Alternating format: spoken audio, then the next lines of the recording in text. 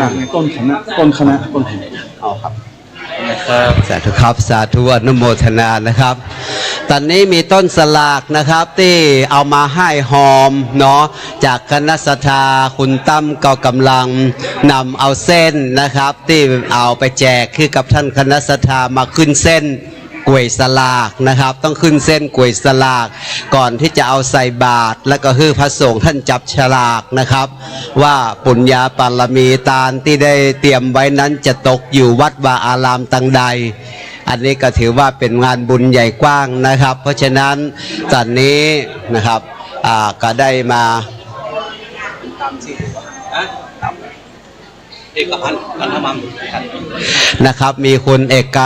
พันธ์กันทวังคุณตั้มนะครับได้นำแจกเส้นได้ขึ้นเส้นกล้วยสลากตัวนะครับแล้วก็จะได้ทำเพื่อเป็นธรรมเนียมของการต้านกล้วยสลาก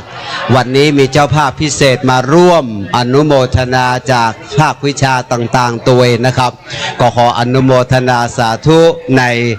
สลากพัฒกทานนะครับที่ท่านได้มาร่วมพัฒานุโมทนาน้อมถวายนะครับไอ้มีกล้วยน้อยที่จะตาลมาตาลทุกเจ้าได้เลยครับตอนนี้ท่านได้เตรียมกล้วยน้อยกล้วยสลากน้อยนะครับมีกล้วยสลากหลวงก็ถวายหน้ามูพร้อมก็ด้วยห้ายหอมที่เรียงรายอยู่ส่วนท่านใดนำกล้วยสลากน้อยมานะครับกล้วยสลากส่วนตัวนะครับมีเครื่องไทยธรรมตามสมควรได้จัดเตรียมมาแล้วบัดนี้ก็สามารถนำมาถวายพระสงฆ์เป็นการส่วนตัวได้นะครับน้อมนำมาขออนุโมทนาท่านใดได้เตรียมกล้วยสลากน้อยมานะครับคณะสงฆ์เป็นได้นั่งพลั่งพร้อมแล้วศรัทธาพระสงฆ์องค์ใดนะครับก็ขอเรียนเชิญนะครับได้ไปน้อมถวายสลากพัดน้อยๆของท่านนะครับเป็นตาลเพราะว่าสลากพัดนั้นเป็นงานอนุโมทนาบุญที่พลั่งพร้อมโดยอามิสเวปุระคือความไพบูลย์ทางวัตถุเรียนเชิญครับเรียนเชิญครับที่ได้จัดเตรียมมาแต่ละท่านสาธุนะครับน้อมถวายประเคนทับปอนได้เลยเป็นการส่วนตัวเลยนะครับท่านใดจะยกมืออนุโมทนาสาธุการทับปอนกับคณะท่านเจ้าตอนนี้ก็ขอวางเรียงรายแล้วก็สามารถน้อมถวายเป็นการส่วนตัวยกขึ้นประเคนเลยนะครับมาถึงแล้วก็น้อมนำยกขึ้นประเคนเพื่อฮับศีลฮับปอนเป็นกล้วยสลากน้อยนะครับที่ได้จัดเตรียมมา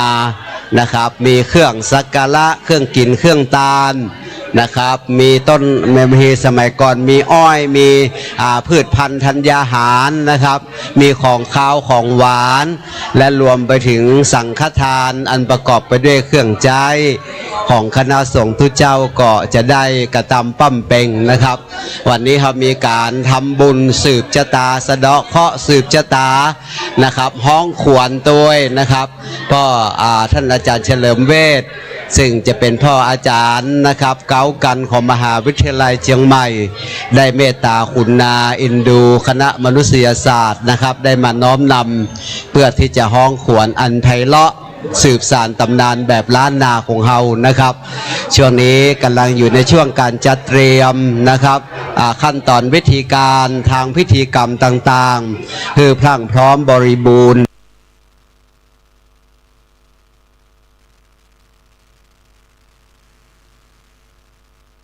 นะครับเพื่อเกิดเป็นประโยชน์เพื่อเกิดเป็นความผาสุกนะครับการห้องขวัญก็คือการบำรุงจิตวิญญาณของเฮาอันอาจจะวันไหวไปตามโลกธรรมตั้ง8นะครับมีลาภเสื่อมลาภมียศเสื่อมยศนินทาสรรเสริญสุขทุกข์มากระแทกในอายตนะทางตาหูจมูกลิ้นกายใจและก็ทำให้จิตใจวันไหวเศร้าโศกโศกาอาดุลน้อยเนื้อต่ำใจพ่องเพราะฉะนั้นเฮาท่านทั้งหลายก็ถือโอกาสนี้ได้เรียกเอาขวัญตั้งปวงที่คล้องค้างสถิตหลงยึดติดอยู่ในต้าตั้งนะครับที่หั่นที่นี่ก็ได้มาฮือสะดุ้งตื่น ตั้งสติกับปารมีธรรมในปัจจุบันขณะนะครับก็จะเป็นบุญใหญ่กว้างนะครับที่นำท่านคณะสัตยาพ่อแม่พี่น้องทุกท่านได้สร้างแฝงบุญกุศลตั้งหลายตำปวงเพื่อเกิดประโยชน์อย่างสูงสุดนะครับต่อการดำเนินการเพื่อการพัฒนาชีวิตและจิตวิญญาณของเฮาคือก้าวหน้าการกุ่งรุ่งเรืองต่อไปนะครับซึ่งธรรมเนียมใดที่ท่านรองศาสตราจารย์ดร.วิโรจน์อินทนนท์ได้สร้างแผงบุกเบิกพร้อมกับด้วยคณะกรรมการศิลปวัฒนธรรมของคณะมนุษยศาสตร์ทุกท่านและพนักงานเจ้าหน้าที่ผู้มีศรัทธาเลื่อมใสในบวรพุทธศาสนาได้สืบสานกันมานะครับก็จะเป็นปารมีธรรมได้สืบสานกันต่อไปเพื่อเป็นการสานฮีดสานหอยประเวณีล้านนานะครับอันเป็นเอกลักษณ์อันเป็นอัตลักษณ์ที่สำคัญอย่างยิ่งของ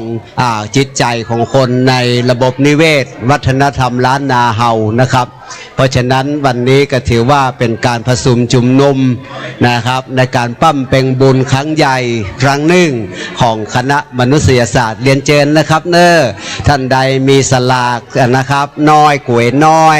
ที่เตรียมมาเป็นการเฉพาะก็ขอเข้าไปหาพระสงฆ์องค์เจ้านะครับประเคนตาลฮับปอนแผ่ผายยายบุญ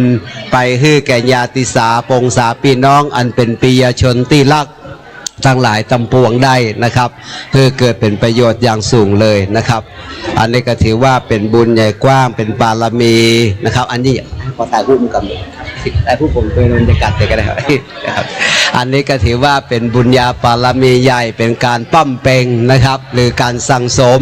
เพื่อเกิดบุญญาสุขนะครับเพื่อจะให้จิตเนื้อเย็นใจเป็นสมาธิสุขและก็ทำให้เกิดการหันแจ้งในการเกิดดับของธรรมารมณ์ตำปวงแล้วก็จะเป็นที่มาของความเป็นอิสระนะครับจากความยึดถือตั้งหลายตำปวงได้เรียกว่านิพพานังปรมังสุขัมวันนี้ถือว่ามาสานบุญเริ่มตั้งแต่บุญญาปารมีนะครับไปจนถึงนะครับอธิษฐานแห่งการกุ่งรุ่งเรืองในวิถีธรรมนำมาซึ่งความสุขความก้าวหน้าในธรรมต่อไปนะครับอันนี้จริงอนุโมทนาสาธุการทุกท่านที่ได้ปั้มเปงบุญกุศลตั้งหลายตำปวงนะครับในวันนี้อันนี้ก็ใกล้เวลานักแก่แล้วนะครับท่านอาจารย์รองศาสตราจารย์ดร.วิโรจน์อินทนนท์พร้อมกับด้วยท่านมหาอุบาสกมหาอุบาสิกาข้าราชการพนักงานผู้เกษียณอายุทุกท่านจำนวนทั้ง8ท่านซึ่งเป็นเจ้าภาพนะครับกันของการถวายสลากพัดนะครับในงานบุญใหญ่วันนี้ก็ถือว่าเป็นงานบุญนะครับแห่งสักครู่หนึ่งก็จะได้เรียนเชิญท่านผู้อาวุโสผู้ทรงคุณปุญญาปารมีท่านจิตวิญญาณได้เมตตามานั่งตั้งหน้าสัก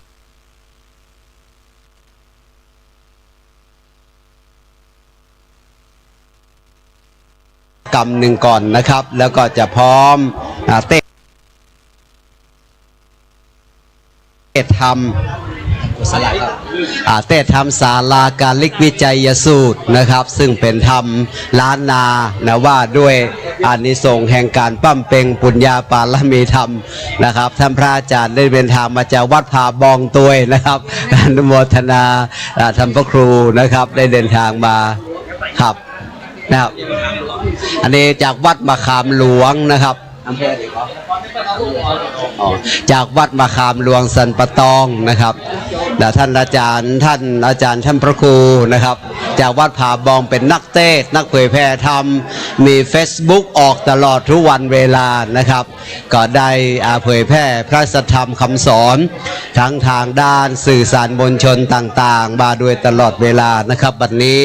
ท่านก็ได้เมตตาคุณนามาปราโพธนะครับเพื่อให้เกิดเป็นบุญกุศลนะครับแก่คณะสัทธามูลสัทธาพ่อแม่พี่น้องตอนนั้นกวยสลากจะล้มนะครับเจ้าหน้าที่นักศึกษาที่คอยดูแลก็ช่วยกันพอตัวนะครับวันนี้กวยใหญ่กวยหลวงนะครับดอกไม้ใบไม้บานสะพรั่งด้วยจตุปัจจัยทายธรรมเงินทองเพราะฉะนั้นก็อาจจะเกิดลมพัดได้นะครับเราช่วยกันดูแลนะครับ อันนี้ก็ถือว่าเป็นบุญใหญ่กว้างของคณะมนุษยศาสตร์นะครับของเฮาทั้งหลายตำปวงซึ่งเป็นอัตลักษณ์ทางวัฒนธรรมของล้านนาผสมผสานกับบุญในบวรพุทธศาสนานะครับแห่งองค์สรีพระสัมมาสัมพุทธเจ้าเพื่อทำให้หมู่เฮาทุกท่านได้เดินตามวิถีแห่งธรรมนะครับที่องค์พระสัมมาสัมพุทธเจ้าท่านได้ทรงตรัสไว้แล้ว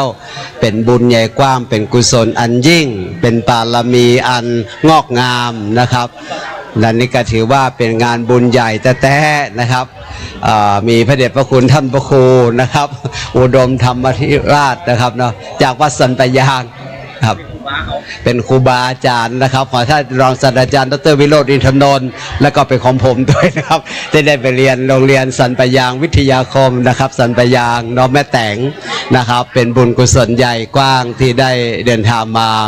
วันนี้ครูบาอาจารย์เจ้านะครับผู้พระผู้ทรงบารมีธรรมพร้อมกับเรียนเชิญนะครับเรียนเชิญคณะนะครับมหาอุบาสกอุบาสิกา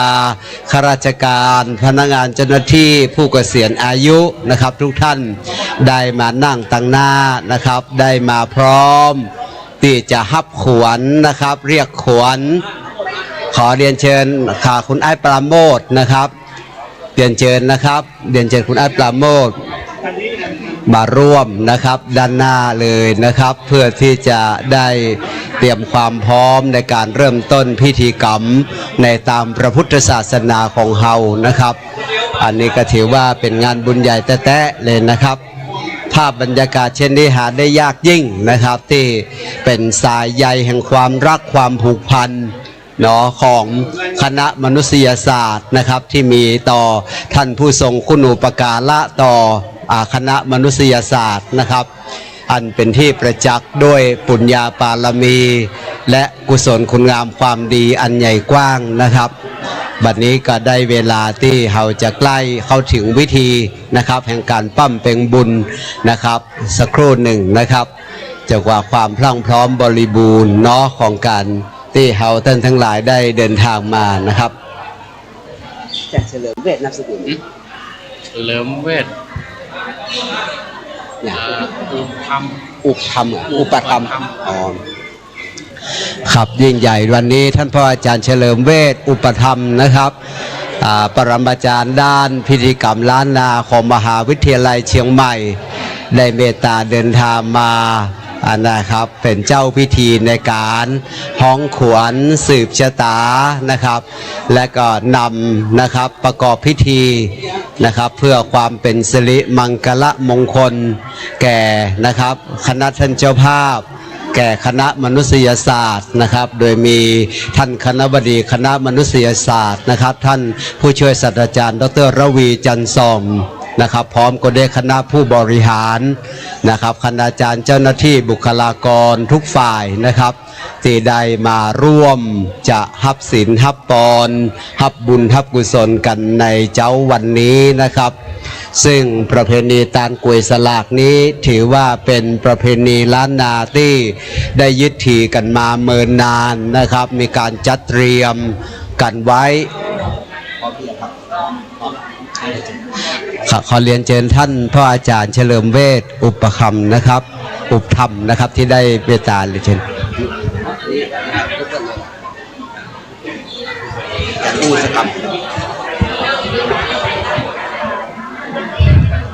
ครับเรียนท่านคณบดีที่นับถือนะครับพี่น้องครับผู้ผู้คนนะครับ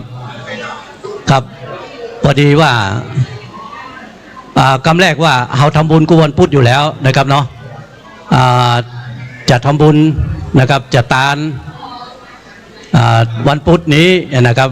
ทีนี้ก็ว่าจะตานวันพุธละก็ลวดตานสลากโดยนะครับก็ทีแรกก็ว่าจะเป็นตานสลากนะครับตานสลากละก็เกษียณอายุแล้วนะครับแล้วก็ไปเจอผู้เกษียณอายุด้วยกันทั้งหมดเนี่ยนะครับเนาะว่าสืบชะตาด้วยกันนะครับก็เลยสืบชะตาด้วยกันทั้งหมดมาแถมนะครับพอจะสืบชะตาด้วยกันทั้งหมดไอ้ตั้มก็ว่ามันไม่ได้ห้องขวัญหลวงอาจารย์ว่างั้นนะไอ้ตั้มก็เลยผมไปแปลงขันใบสีมาว่างั้นนะครับ ตามกับแปลงขันใบสีนะครับไปเจอพ่อนานเฉลิมเวชนะครับก็สุมาเตอมันจำกันอย่างเงี้ยนะครับเนาะเพราะว่ามันก็แม่กันไปอยู่เรื่อยนะครับเนาะก็พอดีนะครับพ่อนานก็คุ้นเคยนะครับเคารพนับถือกันนะครับไปอ้างชื่ออาจารย์วิโรธไซเปิลนะครับพออ้างชื่ออาจารย์วิโรธใส่พ่อนานเฉลิมเวชก็เลยคัดมาได้นะครับต้องมานะครับเนาะนะครับครับก็เดี๋ยวพ่อนานเฉลิมเวชจะได้ห้องขวัญนะครับให้กับผู้เกษียณอายุก่อนนะครับเนาะพอดีว่าท่านอาจารย์วรวุฒิจะไปหาหมอนะครับก็เลยวันนี้มาได้มาตัวนะครับผู้เกษียณตึงมดแต่แล้ว8วันนั้นเราไปกินเลี้ยงกันละนะครับ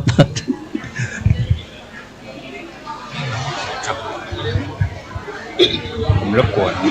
ส่งได้สายสิญจน์ต่อทุกท่านส่งปนมมือไว้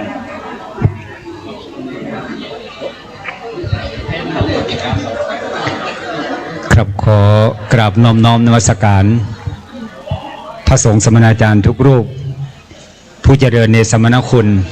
ผู้ยินดีในเนกขมปฏิบัติที่เคารพอย่างยิ่งกระผมขอน้อมไหว้ท่านผู้มีเกียรติผู้มีวัยอันสูงส่งขอน้อมไหว้ท่านผู้มีเกียรติผู้มีวุฒิการศึกษาอันสูงส่งขอน้อมไหว้ท่านผู้มีเกียรติผู้มีวัดปฏิบัติอันงดงามภารกิจอันสำคัญในวันนี้กระผมขออนุโมทนาสาธุบุญกิริยาวัตถุอันยิ่งใหญ่ของเจ้าพุทธที่ช่วยเหลือดูแลทำนุบำรุงพระพุทธศาสนามาตลอดขอกราบอนุโมทนาบุญเป็นอย่างยิ่งที่จริงคิววันนี้ผมก็เกือบบ่ได้มาแต่ด้วยอนุภาพด้วยองค์ความรู้ของคณะมนุษยศาสตร์อาจารย์วิโรธเป็นแอดไวเซอร์และหลายๆอาจารย์ประรุษกลุ่มเหล่านี้เป็นอาจารย์ที่ปรึกษาทั้งหมดก็จำเป็นต้องมาวันนี้ดีใจครับได้มาสู่อ้อมกอดคณะมนุษยศาสตร์ขอเป็นผู้แทนของคณะมนุษยศาสตร์ตั้งแต่ท่านคณบดีท่านผู้ช่วยคณบดีท่านรองคณบดีตลอดจนถึงคณาจารย์ประจำและข้าราชการบุคลากรทุกท่านขอน้อมนำพิธีอันทรงเกียรติเพื่อเป็นการเชิดชูเกียรติแก่ข้าราชการคณาจารย์บางท่านเกษียณรอบ2บางท่านเกษียณรอบแรกทุกคนได้ทุ่มเทการทำงานทั้งชีวิตเพื่อกับคณะมนุษยศาสตร์มหาวิทยาลัยเชียงใหม่แล้วพิธีห้องขวัญพิธีอันทรงเกียรติอย่างอี้คณะมนุษยศาสตร์บัญญัติก็เป็นไปมาได้จึงขอน้อมนำท่านผู้มีเกียรติทั้งหลายเข้าสู่พิธีการอันทรงเกียรติขอใช้เวลานี้บักเกิน16 นาทีด้วยคำสั่งของคณาจารย์ว่าเปิ้นมีภารกิจหลากหลายภารกิจวันนี้และขอนอบน้อมถวายความเคารพนอบน้อมนมัสการแด่ท่านอาจารย์พระครูธีระสุตพจน์ด็อกเตอร์ซึ่งได้โปรดเมตตาเดินทางมาถึงแล้วนะครับ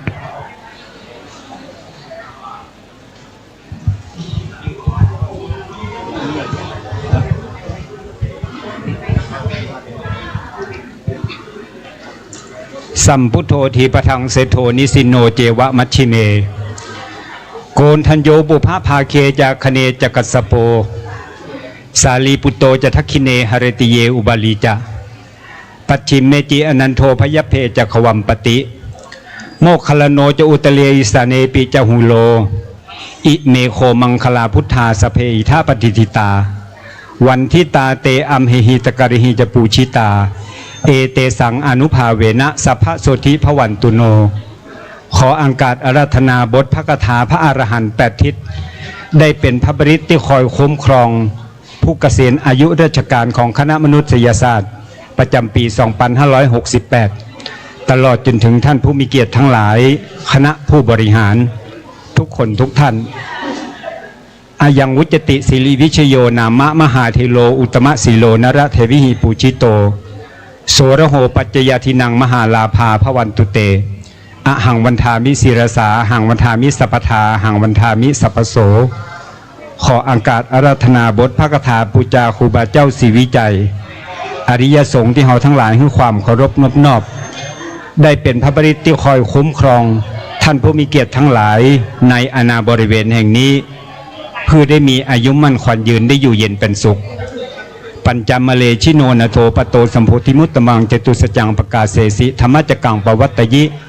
เอเตนะสัจวัชเชนะหนตุเตชยมังคลังอาราธนาบทพระคาถาปูจาหลวงปู่แหวนสุจินโนได้เป็นพระปริตที่คอยคุ้มครองท่านผู้มีเกียรติทั้งหลาย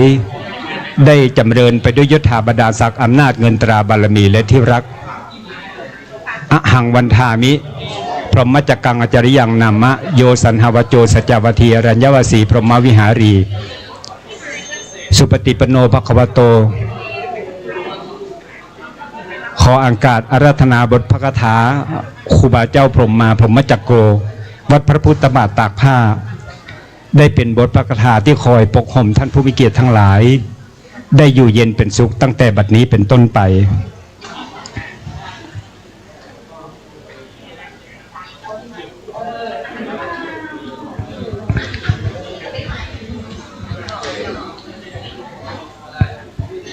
อาจาใจโส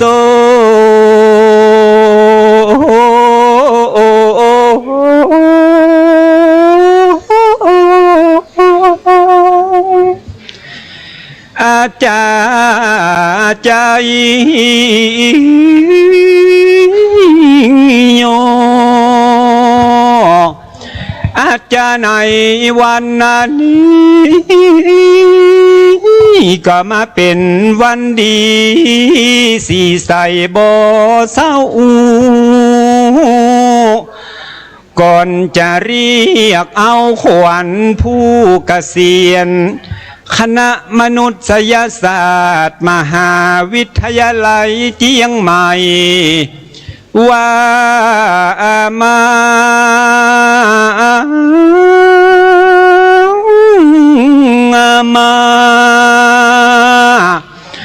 บัดนี้ก็ถึงกาลเวลาอันเหมาะผู้ขาจะขอปัดขอรายตั้งอะไรได้ออกจากกายายแห่งเจ้าตั้งข้อปีเดือนวันยามนานนานแล้วจุงได้ตกออกจากกายาเจ้าไปเสียเมื่อยามวันบอกว่าเคราะห์ปีเดือนวันยามร้ายกาตั้งขอนปานทลาเดินจรเคราะห์เมื่อนั่งเมื่อนอนเหน็ดเหนื่อยเคราะห์เมื่อยไข้ป่วยกายเคราะห์นาอุบาทตังเคราะห์นพพาคาตัวโจรเคราะห์ลมฝนปิวเป่าเคราะห์ไม่เก่าเมินนานเคราะห์เมื่อคืนบ่หานเคราะห์เมื่อวันเบาหูอย่ามาสุขหมบหมู่อยู่ในกายาตนเคราะห์กังวลร้อนไม่ตั้งข้อเจ็บข้อไข้จุงได้หลีกหนีไปสัพพะเคราะห์สัพพะภัยเคราะห์ไปในคือถอนออกเคราะห์ไปนอกคือถอนนี้เคราะห์ราวีแก่นกล้าเคราะห์ตั้งหลังอย่ามาทาเคราะห์ตั้งหน้าอย่ามาติดเคราะห์ปาพิษคือเป็นโทษเคราะห์ร้ายโฉดชาการเคราะห์หลายอันหลายสิ่งจุงดับมวยมิงหนีเมื่อเคราะห์ตั้งเนื้ออย่ามาโปกเคราะห์วันตกอย่ามาหยอกเคราะห์วันออกอย่ามาไกล ขอตั้งใจจุงได้หลีกหนีไกลหือตกไปตามเส้นไม้หือไหลไปตามเส้นไฟจุงยกยางย้ายไปสู่เมืองพีจักดาเคราะห์หืนนี้จักตีเคราะห์หืนแลนโดยติปามนแก้วแก่นอาคมของพระสลีโกโด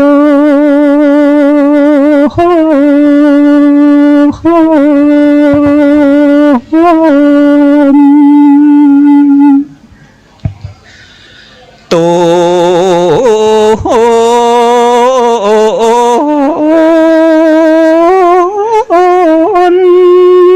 วิเศษอันพระพุทธเจ้าเตศเป็นกถาว่าสัพปตุคาสัพพพญาสัพพโรคาวินาสันตุเต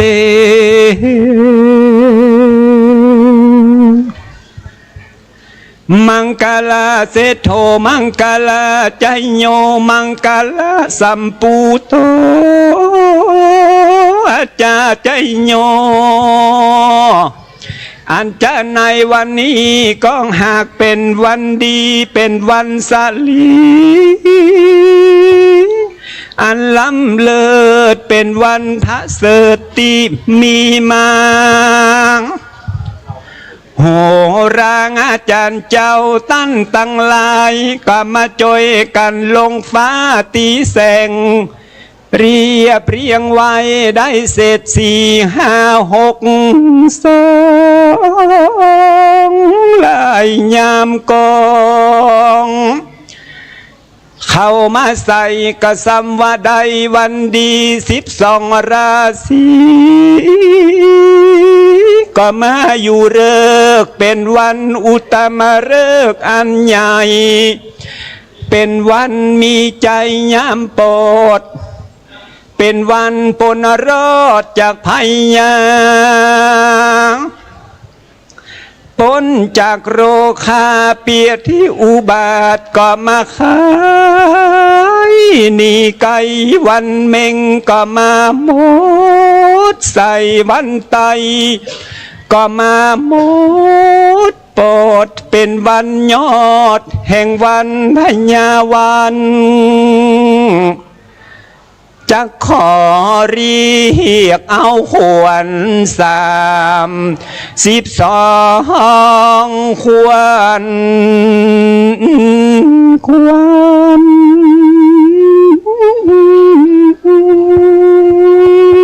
ของผู้เกษียณจากคณะมนุษยศาสตร์มหาวิทยาลัยเจียงใหม่ว่ามา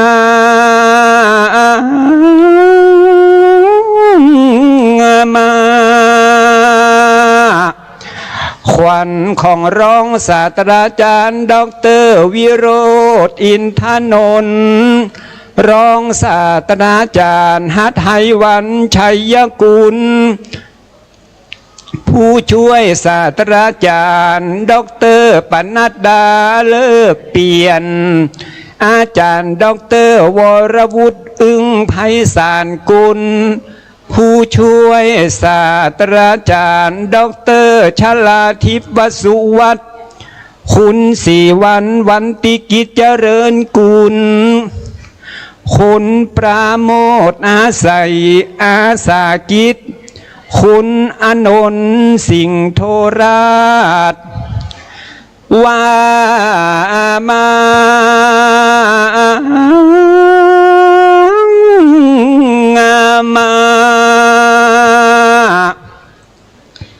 ขวัญแก้มขวัญกิ้ว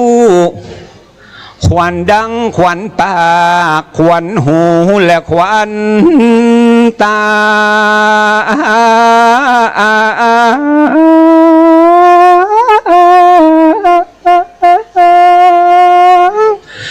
ควร เกสาโลมา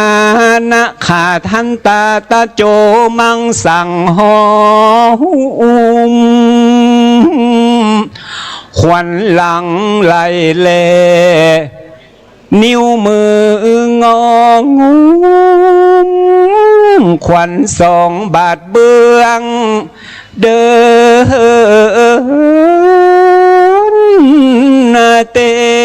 วแม้นว่าขวัญ32ขวัญตันไปตกอยู่ในป่าไม้ดงมานา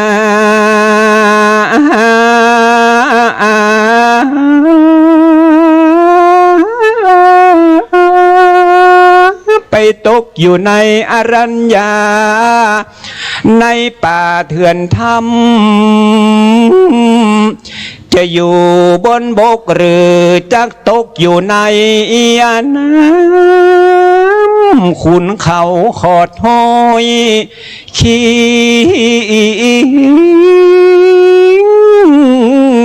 รีเมื่อได้ยินเสียงปู่ข้าเรียกร้องของขวัญ32ขวัญเจ้าอย่าได้ไปหนี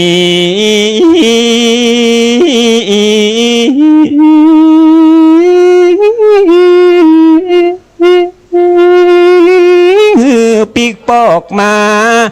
ทันทีไม่อยู่ยังจอมยังจะเอาขวัญ32ขวัญขอฮือมาเจ้ามากินปลากินข้าวตีเกียมมาดามาจื่นโจมมาดอกงามไม้หลากหลายงามตา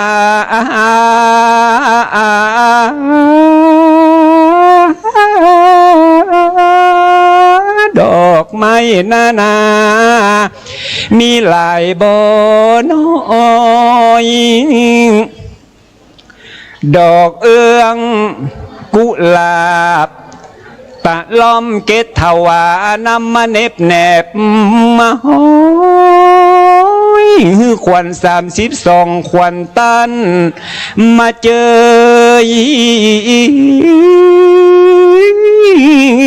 โจ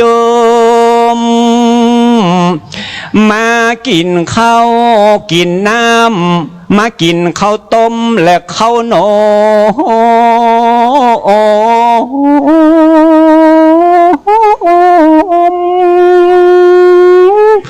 ลูกกวาดลูกอมมีนมหวานและนมเปรี้ยวของหวานนามีตึงครบและตึงเกี๊ยวถั่วทอดมันอบโรยงาหอมมัดมือเบื้องซ้ายของตันสมปรารถนา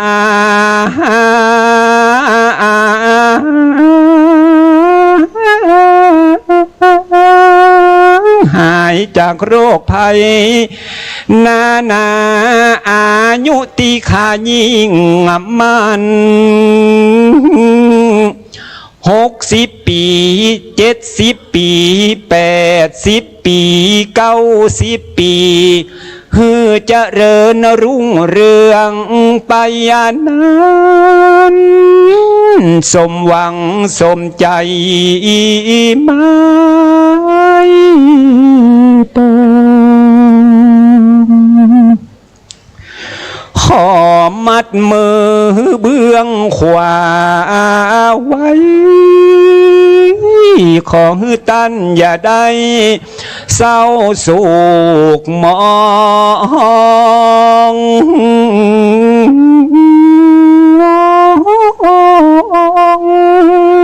ฮือ นเจริญรุ่งเรืองรองต่อไปนะ60 ปี70 ปี80 ปี90 ปีฮือสมหวังและแข็งแรงตามไว้ไขว่คว้าอยู่เย็นเป็นสุขสถาพรใจยาตุภวังใจ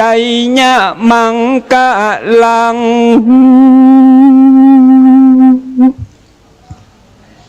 อายุวัฒโกธนวัฒโกสิริวัฒโกยศวัฒโกวันวัตโกสุขวัตโกโหตุสัพพทาทุกขโลคาพยาเวลาโสกาสตุจุปัทวาอเนกาอันตรยปิวินัสสันตุจเตชะสาชิยสิทธิธนังลาพังโสติภกยังสุขังพลังสิริอายุจวันโนจะโภคังอุตติจญสวาสตวัสสาจะอายุจชีวสิทธิพระวันตุเตพระวันตุสัพพมังคลังรักขันตุสัพพเทวตาสัพพพุทธาสัพพธรรมาสัพพะสังฆานุภาเวนะสัทธาโสธีพระวันตุเตครับด้วยเวลาอันเล็กน้อยได้แป่งได้สายสิญจน์ไว้ด้วยกัน7 เส้นจะได้มอบให้ผู้เกษียณให้กับคนเฒ่าคนแก่ไปมัดให้ที่บ้านครับสำหรับการห้องเข้าขวัญบัดนี้ฉบับย่อได้จบสิ้นลงเป็นที่เรียบร้อยขอกราบเรียนว่าบทที่เอามาขับขานส่วนหนึ่งปัดเคาะเอามาจากพระครูประภัสชัยชนะทั้งบวงหารทั้งกรรมตลอดจนถึงการเอื้อนการเอ่ยเสียงการเฮินเสียงทุกอย่างทุกวรรคทุกตอนเอามาจากอาจารย์ประภัสชัยชนะ แล้วส่วนกาบสุดท้ายประพันธ์ขึ้นมาด้วยตนเองเพื่อที่จะเตรียมไว้ห้องขวัญโดยตรงการห้องเข้าเอาขวัญนั้นครูบาอาจารย์แต่ละที่ใจบ่เหมือนกันบางท่านใจร้ายตลอดบางท่านก็ใจกราบตลอดแล้วแต่องค์ความรู้ของแต่ละอาจารย์ท่านใดที่ได้รับมาขอกราบขอบพระคุณทุกส่วนร่วมที่ได้เข้าร่วมพิธีอันศักดิ์สิทธิ์และทรงเกียรติของคณะมนุษยศาสตร์ในครั้งนี้ขอกราบขอบพระคุณครับ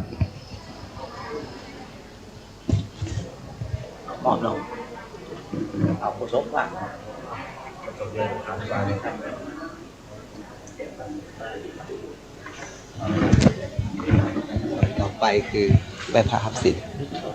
นะครับครับกำลังการครับบัดนี้การห้องขวัญนะครับสะเดาะเคราะห์สืบชะตานะครับของท่านผู้เกษียณอายุราชการนะครับและการงานอันไพเราะเพราะพริ้งนะครับได้สำเร็จเสร็จสิ้นลงไปเรียบร้อยแล้วนะครับลำดับต่อไปเฮาก็จะได้บำเพ็ญบุญต่อนะครับของการที่จะได้ทำบุญนะครับไหว้พระสมทานเบญจศีลนะครับแล้วก็กล่าวคำถวายนะครับสลักกพัดตานังนะครับและนำไปสู่การแผ่พายยายบุญสืบต่อไปช่วงนี้ท่านรองศาสตราจารย์ดร.วิโรจน์อินทนนท์ผู้อาวุโสนะครับกำลังเมตตานะครับแผ่บุญให้กับผู้เกษียณอายุร่วมด้วยกันนะครับเป็นสิริมังกละมัดมือให้นะครับเพราะการมัดมือนั้นถือว่าเป็นการผูกนะครับมิตรสัมพันธ์บารมีธรรมติดตามตัวไต่ไปสู่มรรคหนทางแห่งพระนิพพานเป็นที่สุดนะครับจึงเป็นการอันน่าอนุโมทนาอย่างยิ่งกับคณะผู้เข้าร่วมบุญญาบารมีในเจ้าวันนี้นะครับหลังจากนี้ไปแห่งสักครู่นะครับเราก็จะได้ปั้มเปงบุญต่อไปนะครับ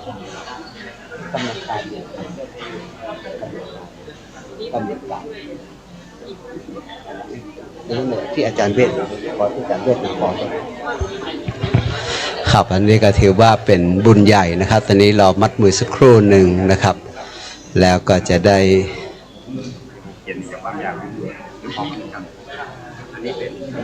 ขอบคุณครับซึ่งนะครับ ต่อไปนะครับเป็นรายชื่อของครับ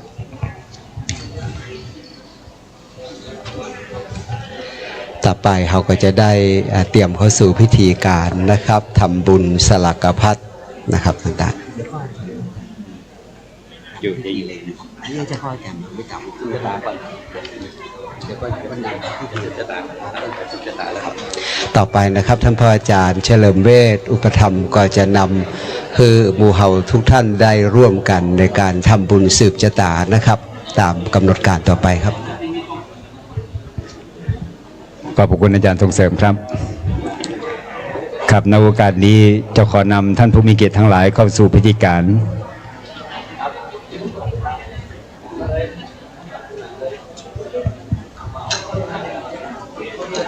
วันนี้คณะมนุษยศาสตร์มหาวิทยาลัยเชียงใหม่ได้ต้อนรับท่านผู้มีเกียรติทั้งหลายที่เดินทางมาทุกสารทิศที่อบอุ่นที่สุดในวันนี้ก็คือท่านคณบดีคณะมนุษยศาสตร์ท่านผู้ช่วยคณบดีท่านรองคณบดีตลอดจนถึงคณะผู้บริหารคณาจารย์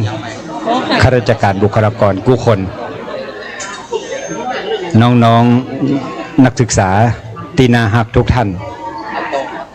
อันดับแรกจะเป็นการจุดธูปเทียนบูชาพระรัตนตรัยบนโต๊ะหมู่บูชาจึงขอเรียนรายนามท่านผู้มีเกียรติคณาจารย์มงคลนามดังต่อไปนี้จุดธูปเทียนที่ได้เตรียมไว้อันดับแรกจะเป็นการจุดธูปเทียนบูชาพระรัตนตรัยในนามท่านผู้มีเกียรติทุกท่าน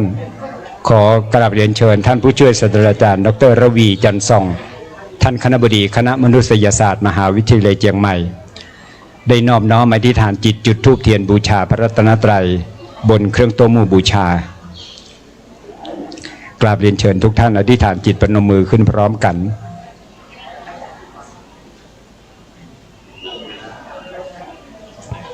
ขอเจ้าหน้าที่ศาสนพิธีได้คอยบริการ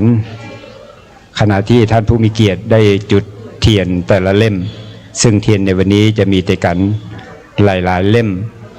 บนเครื่องสตะบริพันธ์หรือเครื่องสตพันธ์ภาคกลางจะฮ้องว่าสตะบริพันธ์แต่ภาคเหนือฮ้องว่าสัตบันก็คือความหมายเดียวกันหลังจากท่านคณบดีคณะมนุษยศาสตร์ท่านผู้ช่วยศาสตราจารย์ดร.ระวีจันทร์ส่องได้นอบน้อมอธิษฐานจิตจุดธูปเทียนบูชาพระรัตนตรัยเสร็จเรียบร้อยแล้วท่านจะได้กรุณากลับที่นั่งรับรองเดิมในนามท่านผู้มีเกียรติทุกท่านขอกราบขอบพระคุณท่านผู้ช่วยศาสตราจารย์ดร.ระวีจันทร์ส่องท่านคณบดีคณะมนุษยศาสตร์มหาวิทยาลัยเชียงใหม่เป็นอย่างยิ่งที่ได้นอบน้อมอธิษฐานจิตจุดธูปเทียนบูชาพระรัตนตรัยเพื่อเป็นการนอบน้อมบูชาคุณของพระพุทธเจ้าอันประกอบไปด้วยพระปัญญาคุณพระบริสุทธิคุณและพระมหากรุณาธิคุณ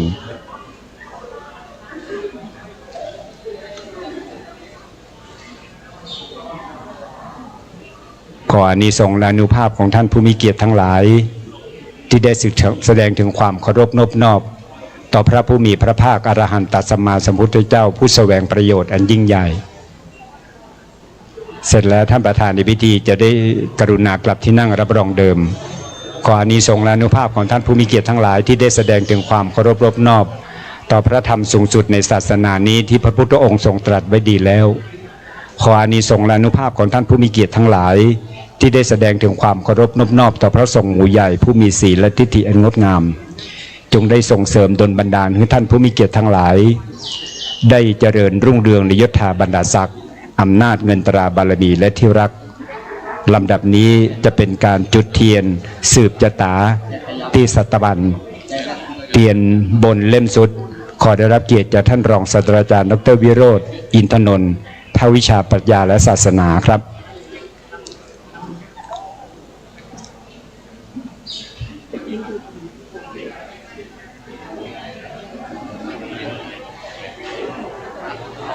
เสร็จแล้วอาจารย์จะได้กรุณากลับที่นั่งรับรองเดิมลำดับต่อไปเรียนที่2ขอเรียนเชิญท่านรองศาสตราจารย์หทัยวันชัยกุลจากภาควิชาภาษาไทยคณะมนุษยศาสตร์ครับ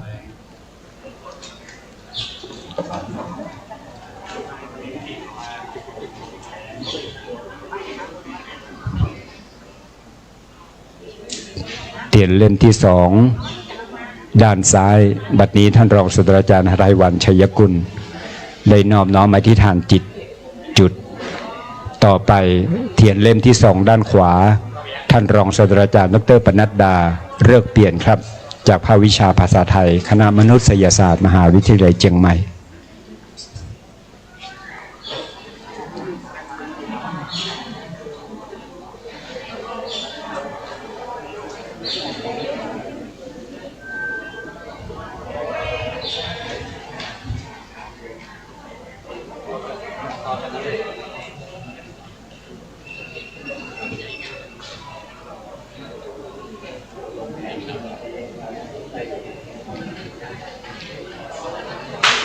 เปลี่ยนเล่มต่อไปขอการเป็นเชิญท่านผู้ช่วยศาสตราจารย์ดร.ชลาทิพย์วสุวัฒน์ภาควิชาภาษาอังกฤษครับ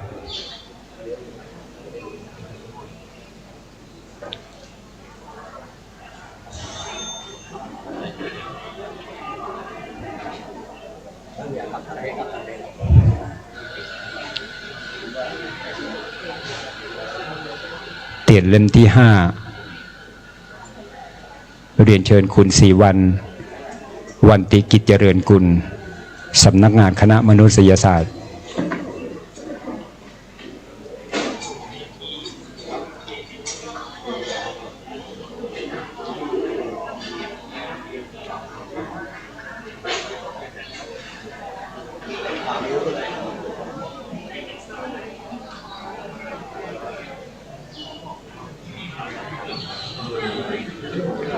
เตียนเล่มที่6เรียนเชิญคุณปราโมทย์อาสากิจสำนักงานคณะมนุษยศาสตร์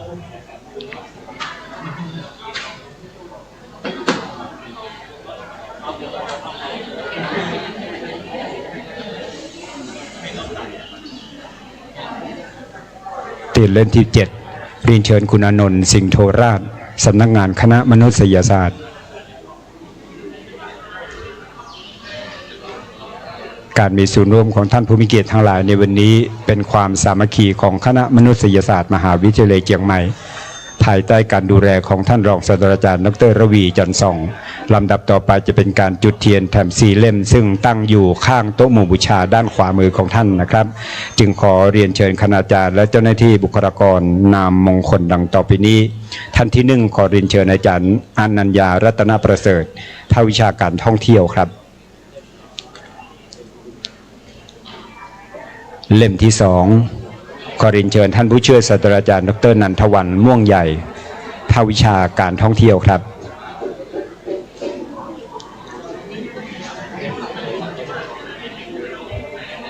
เล่มที่3ท่านผู้ช่วยศาสตราจารย์ดร.ยุทธศักดิ์ฉัตรแก้วพานนท์ภาควิชาการท่องเที่ยวครับ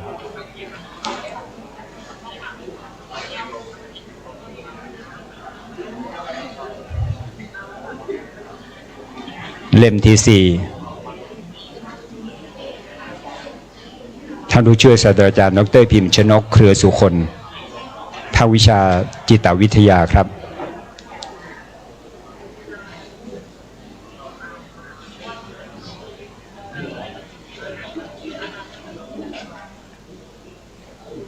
และเล่มที่5อาจารย์ดร.อรชรเรือนคำอาจารย์พิเศษภาควิชาภาษาไทยครับ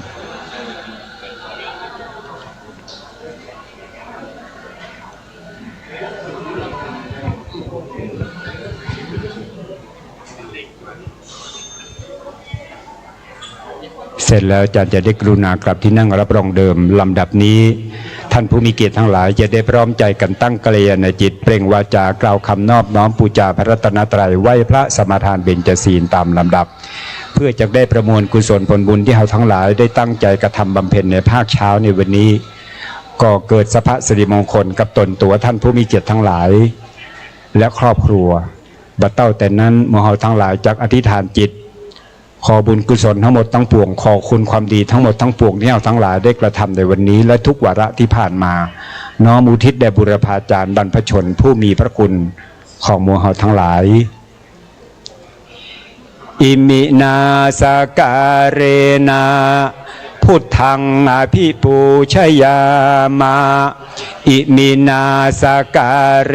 นา ธัมมังอภิปูชยามาอิมินาสการเรนะธัมมังอภิปูชยามาอิมินาสการเรนะสังฆังอภิปูชยามาอะระหังสัมมาสัมพุทโธภควาพุทธังภควันตังอภิวาเทมิสวากขาโตภควตาธัมโมธัมมังนามัสสามิสุปฏิปันโนภควโตสาวกสังโฆสังฆังนะมามิมะยังพันเตติสระเนนะสหปัญจศีลานิยาจามาทุติยัมปิมะยังพันเตติสระเนนะสหปัญจศีลานิยาจามาตติยัมปิมะยังพันเตติสระเนนะสหปัญจศีลานิยาจามานะโมตัสสะภะคะวะโตอะระหะโตสัมมาสัมพุทธัสสะนะโมตัสสะภะคะวะโตอะระหะโตสัมมาสัมพุทธัสสะนะโมตัสสะภะคะวะโตอะระหะโตสัมมาสัมพุทธัสสะนะโมตัสสะภะคะวะโตอะระหะโตสัมมาสัมพุทธัสสะนะโมตัสสะภะคะวะโตอะระหะโตสัมมาสัมพุทธัสสะนะโมตัสสะภะคะวะโตอะระหะโตสัมมาสัมพุทธัสสะพุทธังสรณังกัจฉามิพุทธังสรณังกัจฉามิธัมมังสรณังกัจฉามิธัมมังสรณังกัจฉามิสังฆังสรณังกัจฉามิสังฆังสรณังกัจฉามิตุติยัมปิพุทธังสรณังกัจฉามิทุติยัมปิพุทธังสรณังกัจฉามิตุติยัมปิธัมมังสรณังกัจฉามิทุติยัมปิธัมมังสรณังกัจฉามิตุติยัมปิสังฆังสรณังกัจฉามิทุติยัมปิสังฆังสรณังกัจฉามิตติยัมปิพุทธังสรณังกัจฉามิตติยัมปิพุทธังสรณังกัจฉามิตติยัมปิธัมมังสรณังกัจฉามิตติยัมปิธัมมังสรณังกัจฉามิตติยัมปิสังฆังสรณังกัจฉามิตติยัมปิสังฆังสรณังกัจฉามิปานาติปาตาเวระมณีสิกขาปะตังสมาธิญามิปานาติปาตาเวระมณีสิกขาปะตังสมาธิญามิอะตินาตานาเวระมณีสิกขาปะตังสมาธิญามิอะตินาตานาเวระมณีสิกขาปะตังสมาธิญามิกาเมสุมิจฉาจาราเวระมณีสิกขาปะตังสมาธิญามิกาเมสุมิจฉาจาราเวระมณีสิกขาปะตังสมาธิญามิมุสาวาทาเวระมณีสิกขาปะตังสมาธิญามิมุสาวาตาเวระมณีสิกขาปะตังสมาธิญามิสุราเมรยะปัจจปมาตฐานาเวระมณีสิกขาปะตังสมาธิญามิสุราเมรยะมัจจปมาทัฏฐานาเวระมณีสิกขาปะตังสมาธิญามิอิมังปัญจศีลังพุทธปัญญตังปริสุทธัง กายกัมมังวจีกัมมังมโนกัมมังสุจริตังนิพพานังปะระมังสุขัง สาธุสาธุสาธุขับลำดับต่อนนี้ไปเมตตาบารมีธรรมกรรมฐานท่านอาจารย์พระครูธีระสุตพจน์ด็อกเตอร์ท่านเจ้าวาดวัดผาลาดจักได้น้อมนำพระสงฆ์ท่านนั้นได้โปรดเมตตาเจริญพระพุทธมนต์สืบจตาเรียนเชิญท่านผู้มีเกียรติทั้งหลายได้สำรวมกิริยาน้อมสดับรับฟังพระสงฆ์ทั้งนั้นได้โปรดเมตตาเจริญพระพุทธมนต์สืบจตาเพื่อความเป็นสิริมงคลกับท่านผู้มีเกียรติทั้งหลาย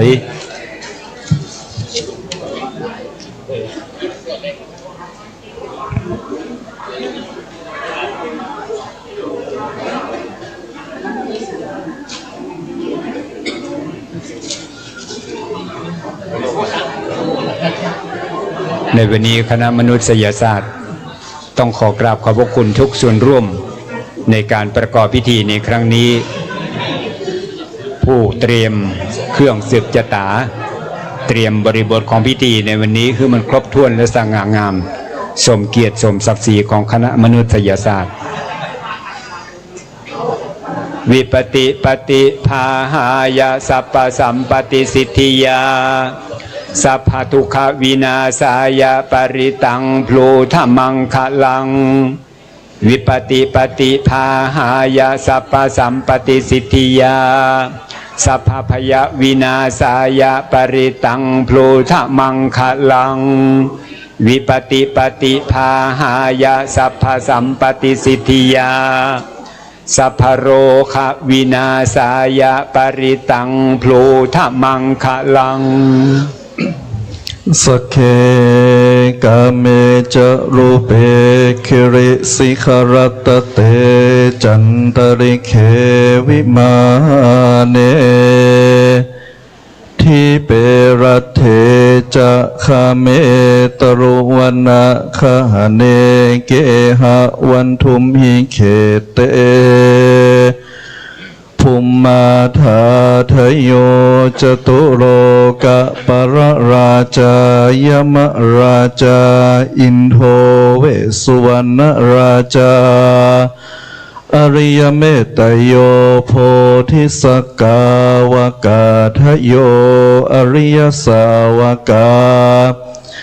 จะปุถุชนังกัลยาณาจะสัมมาทิฏฐิเยวะพุทเทปัสสนาธัมเมปัสสนาสังเคปัสสนาพุทเทสักกรวาธัมเมสักกรวาสังเคสักกรวาอิโตทานโตยาวะปรัมปราอิมัสมิงสุจักวาเรสุเทวตานังมุนิวรวัจนังสาธโวโนสุนันโตธรรมสวนาการโรอายัมพัทันตาธรรมสวนาการโรอายัมพัทันตาธรรมสวนาการโรอายัมพัทันตามันตาจักวาเรสุอัตรกะจันตุเทวตาสัทธมังมุนิราชัสสะสุนันตุสักขโมคาทังนะโมตัสสะภะคะวะโตอะระหะโตสัมมาสัมพุทธัสสะนะโมตัสสะภะคะวะโตอะระหะโตสัมมาสัมพุทธัสสะนะโมตัสสะภะคะวะโตอะระหะโตสัมมาสัมพุทธัสสะพุทธังสารนังคัจฉามิธัมมังสารนังคัจฉามิ สารนังกัจฉามิตุติยัมปิพุทธังสารนังกัจฉามิตุติยัมปิธัมมังสารนังกัจฉามิตุติยัมปิสังฆังสารนังเมตตาติยัมปิพุทธังสารนังคัจฉามิตาติยัมปิธัมมังสารนังคัจฉามิตาติยัมปิสังฆังสารนังคัจฉามินะโมอะระหะโตสัมมาสัมพุทธัสสะมะเหสิโนนะโมตัมมะธัมมัสสะสวะเสวะเตเนดานะโมมหาสังฆัสสะเปเวสุนดาศิลาทิติโนนะโมโอมาตายาราดัสสารตนาตายาสัสสะทุกขังนะโมโอมากติตัสสะตัสสะวะโดตายาสัพพินะโมกาลปะภาเวนะเวกัจจันโตปัตตวานะโมการานุภาเวนะสวัสดิโหนตุสัพพทานะโมกาลชะเตเชนะเวดิมิโหมิเตชะวาอะเสวันนาจะภาลานังบันเนตานันจะเสวานาปุจะจะปุจะนิยานังเอตัมบังการามุตตะมังปฏิโลปะเดสวาโสจะโบเบจากาตาปุญญาตาตาสัมมาปณิดิจาเอตัมมังการามุตตะมังปะโหสัจจัญจะสิปัญจเวนายโยจะสุสิกิโตโสภาสิตาจายาวาจาเอตัมมังการามุตตะมังมาตาปิโตปัฏฐานังบุตตะธารสะสังฆาโหอนาคุลาจักกัมมันตาเอตัมมังการามุตตะมังทานันจะธรรมจาริยัญจายาตากานันจะสังฆาโหอนาวัจจานิกัมมานิเอตัมมังการามุตตะมังอารติเวรติปะปะปัจจปานาจะสัญญโมอะปะมโรจะธัมเมสุเอตัมมังการามุตตะมังคาระโวจานิวาโตจะสันโดติจากาตัญโยตากาเลนะธัมมัสสวานังเอตัมมังกาลามุตตะมังกันติจะโสวะจะสัตตาสมานานันจะทัสสะนังกาเลนะธัมมัสสะกัจฉาเอตัมมังการามุตตะมังตาโพจะพัมมจาริยัญจาริยสัจจานาทัสสะนังนิพพานาสัจจิกิริยาจาเอตัมมังการามุตตะมังทัสสะโรกาดัมเมหิจิตังยัสสะนากัมปติอาโสกังเวราจังเขมังเอตัมมังการามุตตะมังเอตาทิสาเนกาตวานาสัพพดามาปาราจิตาสัพพดาโสติงขฉันเตตันเตสังมังกาลามุตตะมันติ มังกาลาสุตตังกินจิวิตังอิทาวาหุรังวาเกสุวายังรัตนังบานิตังนาโนสัมมังอดิตาถาเตนะอิดัมเบพุทเดละตานังบานิตังเอเตนะสัจเจนะโสวัตถิหุนตุขยังวิราคังอามาตังปานิตังยะถาจักะสักกายโมนิสัมมาอิโตนะเตนะดัมเมนะสัมมัตติจิดัมเบดัมเมรัตนังบานิตังเตนะสัตเตนะสุวัตถิหุนตุยัมบุตตะเศรษโธปาริวันนายิสุจิงสมาธิมานันทาริกัญญามาหุสมาธินาเตนะสัมโมนาวิชาติดัมเบดัมเมรัตนังบานิตังเอเตนะสัตเตนะสุวัตถิหุนตุเยปุคาราดัสส ตังบาสตาจัตตาริเอตานิยุคานิโหนติเตทาคินายาสุขาตาสาสาวกะเอเตสุทินนานิมาภาลานิอิธัมปิสังเครตานังปานิตังเอเตนะสัจเจนะสุวัดดี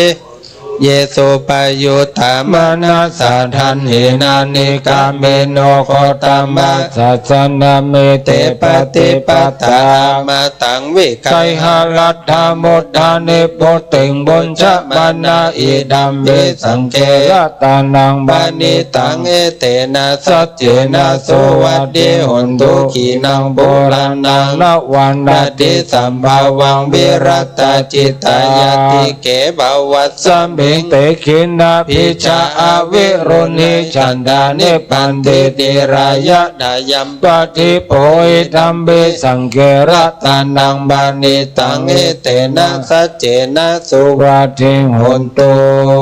เมตตัญจะสัพพะโลกัสสมิงมานะสัมภาวะเยอปาริมาณังโอตังอโตติริยัญจาสัมปะตังอเวรังอสัมปะตังเดตัญจารังนิสินโนวายโนวายวัตตาสเวกตาเมโตเอตังสติงอาทิตถยาพระมาเมตังเวหารังอินทามาโหติถินจานุปกัมมาศิลาวาทัสสะเนนะสัมปันโนอามิโสวินยะเกนังนาเยจาตุกาภัสยังบนาเลติติการณิยาเมตังสุตตามโนพุทโธอาปะมาโนธัมโมอาปัมมาโนสังโฆปะมานาวันตานิสิลินตาปานิอหิวิชิกาสัตตาปาติโอนานาปิสาละโพโมสิกาคัตตาเมปาริตาปาติขมันโตโบตานิโสหังนะโมภะคะวะโตนะโมภะคะวะโตนะโมสัตตานังสัมมาสัมพุทธานันติเตนเบโสภะคะวะละหังสัมมาสัมพุทโธเวจจารณะสัมปันโนสุขโตโลกวิโทอนุตตโลโปลิตาสัมมาจาลาติสัทธาเทวามนุสานังบุญโตภะคะวะติสังฆโตภะคะวะตาธัมโมสันเดเดโกอาคาโกเอหิปัสสิโกปันดายโกปัจจตังเวทิตาโพวินโยอิติสุปฏิปันโนอาคาวะโตสาวกสังโฆโชปฏิปันโนอาคาวะโตสาวกสังโฆยายาปฏิปันโนอาคาวะโตสาวกสังโฆสามิจิปฏิปันโนอาคาวะโตสาวกสังโฆยะทิทังจัตตาริปุริสายุคานิอัตตาปุริสาบุคลาเอสาปะกวะโตสาวกสังโฆอาหุนายโยปาหุนายโยทักขินายโยอัญชริกะระนิโยอนุตตรังปุญญเขตังโลกัสสาติอาหุงสหัสมาพินิเมตาสาวุดันตังกิเมฆารังโอเคตะโครัสเสนะมารังดานาทิธรรมวิทินาชิตาวาโมนินโดตันเดชะสาภวันโดเตจยะมังการานิมาราติเล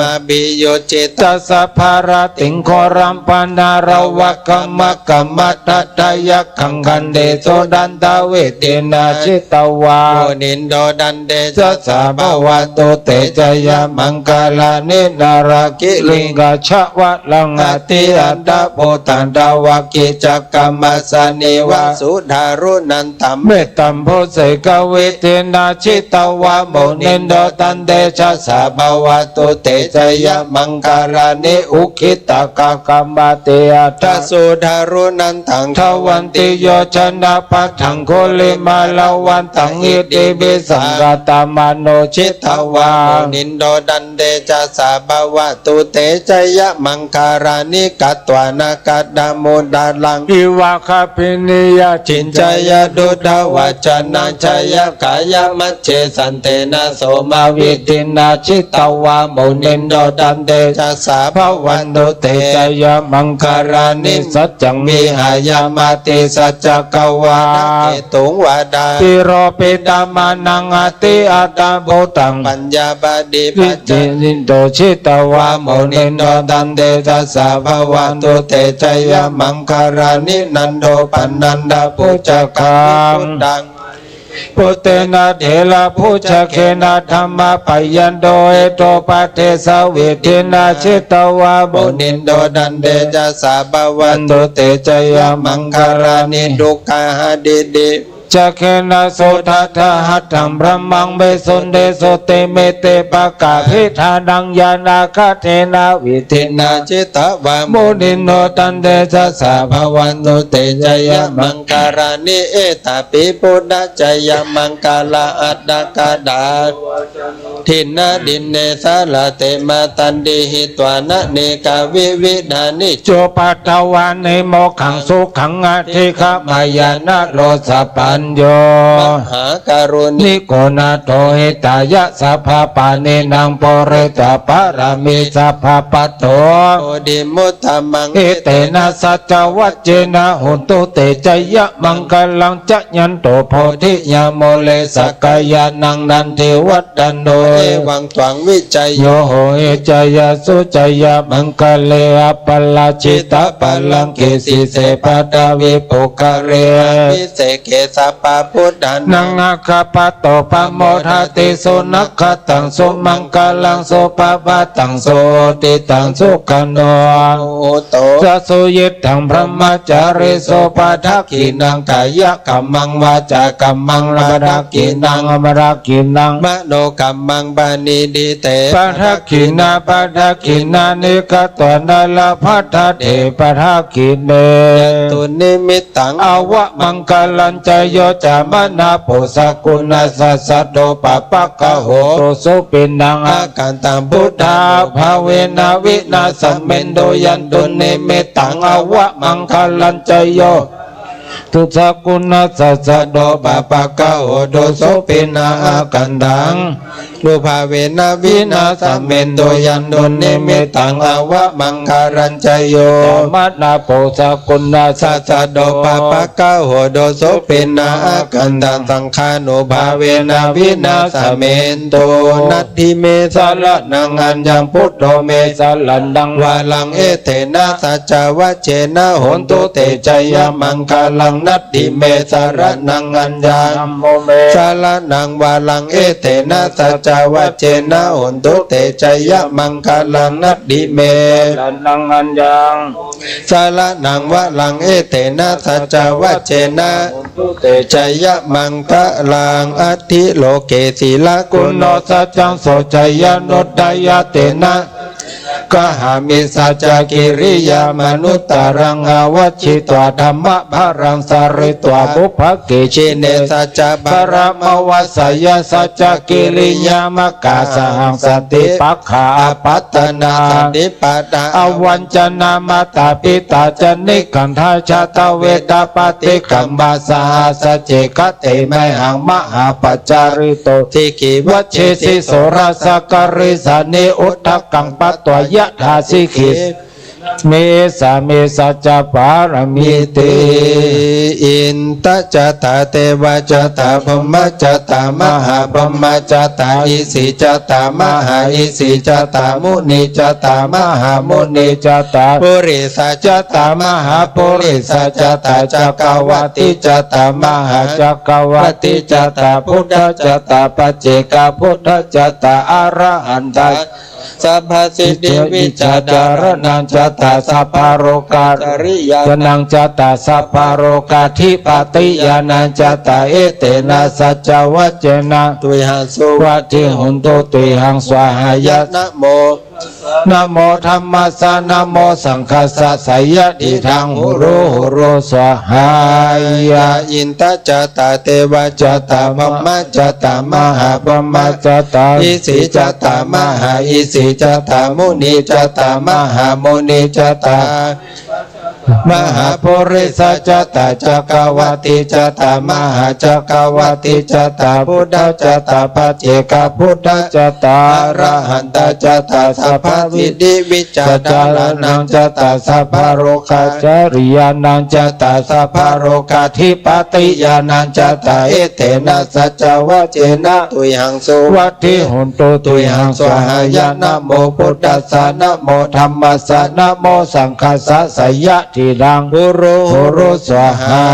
ยะอินทจตาเทวจตาพรหมจตามหาพรหมจตาอิสิจตามหาอิสิจตามุนีจตามหามุนีจตาปุริสจตามหาปุริสจตาจักรวติจตามหาจักรวติจตาพุทธจตาปัจเจกพุทธจตา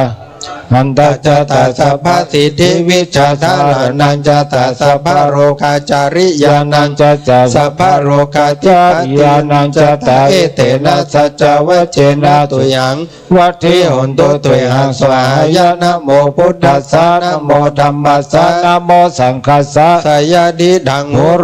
โรสวหายะอดิอุณัสสวิจโยธัมโมโลเกอนุตตรสัมปัสสันตายตันทายาตันทังกันไหนเทวเทปริวจราจดันเดอมโนเสภวะเกเปเกนะเกวิเสพุเตอาการมารเนนะจัสสะพัสสมมารณะโมทนาเปตวการมาเรตันตเสวานุภาเวนะอุนตุเทวกิสัตตาสุทัสสีลังสัมปันดายาธัมมังโสจาเรตันจาเรตัสเสวานุภาเวนะ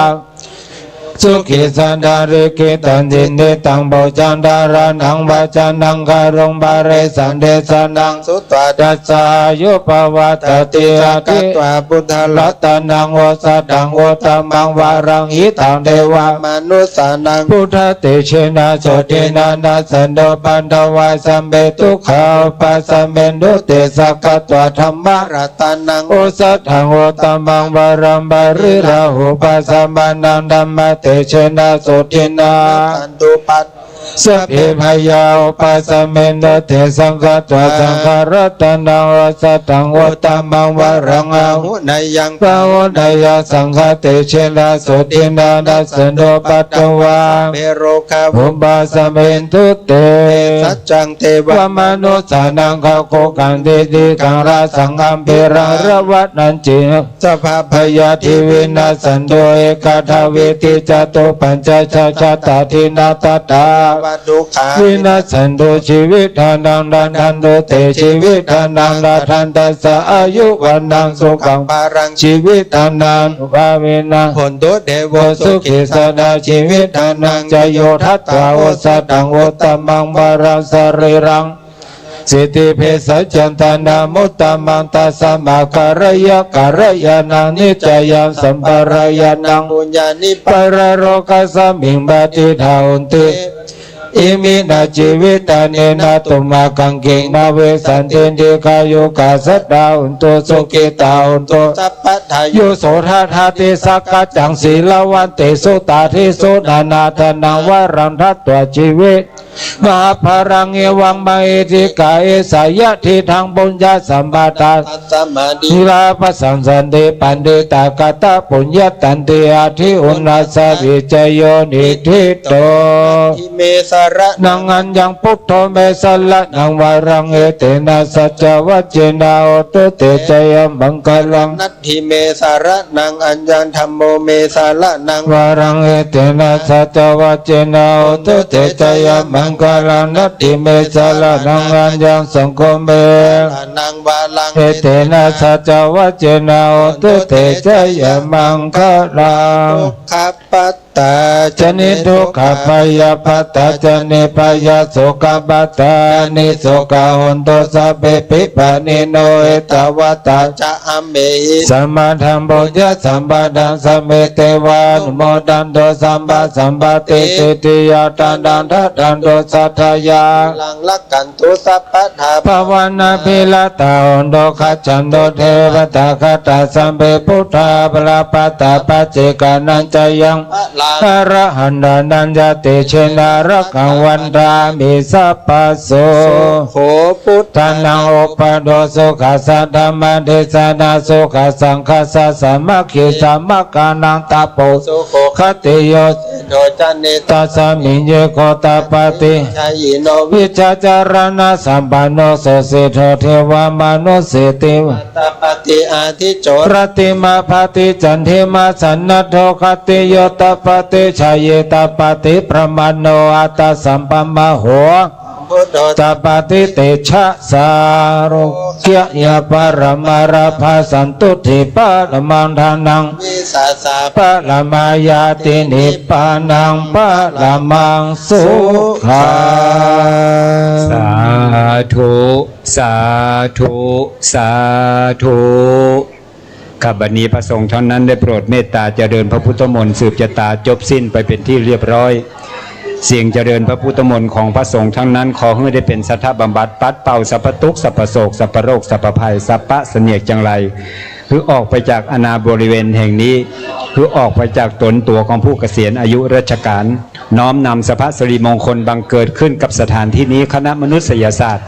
คณะผู้บริหารครูบาอาจารย์ทุกคนทุกท่านตลอดจนถึงบุคลากรลำดับนี้พระสงฆ์จะได้โปรดเมตตาเทศนาธรรมเมืองซึ่งธรรมที่ทางหลายจะได้สดับรับฟังต่อไปนี้เป็นธรรมเทศนาพื้นเมืองที่ได้รับการปริวัติแล้วโดยท่านรองศาสตราจารย์ดร.วิโรจน์อินทนนท์สำหรับท่านใดที่มีความประสงค์อยากจะได้ทำสารการิกวิชาณสูตรฉบับปริวัติโดยอาจารย์วิโรจน์สามารถเข้าไปรับได้วันที่2 พฤศจิกายน 2568 ที่วัดบุพารามอำเภอเมืองเชียงใหม่นะครับ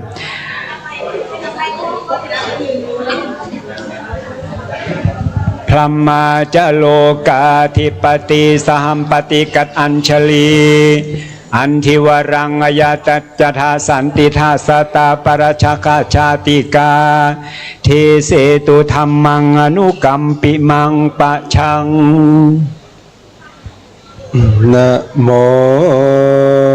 ตัสสะภะคะวะโตอะระหะโตสัมมาสัมพุทธัสสะเอวะเมสุตังเอกังสมายังภะคะวะราชกะเหวิหารติกิจกุเตปัปภะเตเตนะโกปันนะสมะเยนะอัญญัสสมะอนันโตอาปาติโกโหติตุกิโตโหติภาลาหะกิลาโนอาดาโกปะกาวะเยนะยัสสมะอนันโตเตนุปัสสังกามิอุปสังกามิตวะปัญญเตอาสเนนิสิตินิสัจจโกปะกาวะอัญญัสสมันตังเอตถาวโวจักกัจจิเตอนันตขมานิยังกัจจิญาปะนิยังกัจจิทุกขาเวทนาปฏิกัมมันติโนอภิกัมมันติปฏิกะโนสานังปัญญาญาติโนอภิกัมโมตินะเมพันเตขมะนิยังนะยาปะนิยังภาลหะเมตุขาเวทนาอภิกัมมันติโนปฏิกัมมันติอภิกัมโมสานังปัญญาญาติโนปฏิกัมโมติอุคันหานิอนันตอิมังสลากาลิวิจาสุตตังอุคันหันตัสสะหิเตอนันตอิมังสลากาลิบิจาสุตังทาเรนตัสสะหิเตอนันตอิมังสลากาลิบิจาสุตังบาเจนะตัสสะวาจาเปตัสสะหิเตอนันตอิมังสลากาลิบิจาสุตังยัมภวิสติพยังวาจัมบิตตังวาโลมาหังโสวาโสปะหิยิสติจตุนาภริสานังภิกขุนังภิกขุนีนังอุปาสกานังอุปาสิกานังอัฏฐายะหิตายะสุขายะอนันตสัมมาสัมพุทเทติ เทสิตังวิปัสสิสัพพิอนันตอิมังสาลากาลิวิจาสุตังภาสิตังสิกิตสัพพิอนันตสัมมาสัมพุทธัสสะอิมังสาลาการิวิจานสุตังภาสิตังมะญาปิอนันตสัตตะเมเอตาระหิสัมมาสัมพุทเทนะอิมังสาลากาลิวิจาสุตังภาสิตังสโกเทวานะมินโตอิมังสาลาการิวิจาสุตังภาสิตังอิมังสาลาการิวิจาสุตังอโหสีตุนทุตุลาอุตุลาตันดุลามัทุลาบุพลากันลาลาโยโกจิอนันตานามะโตวาโคตโตวาปะทะโตวาอัคคระโตวาโอคันหิสติวาธาริสติวาวา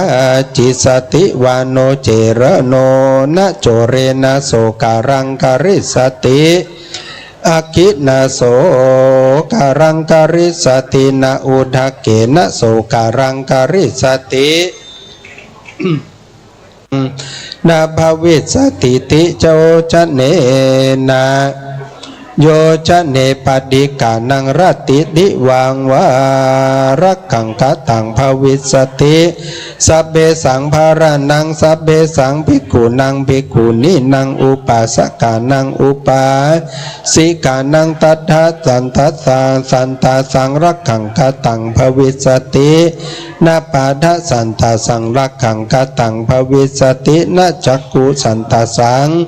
รักขังคตังภวิสตินาโสตสันตาสังรักขังคตัง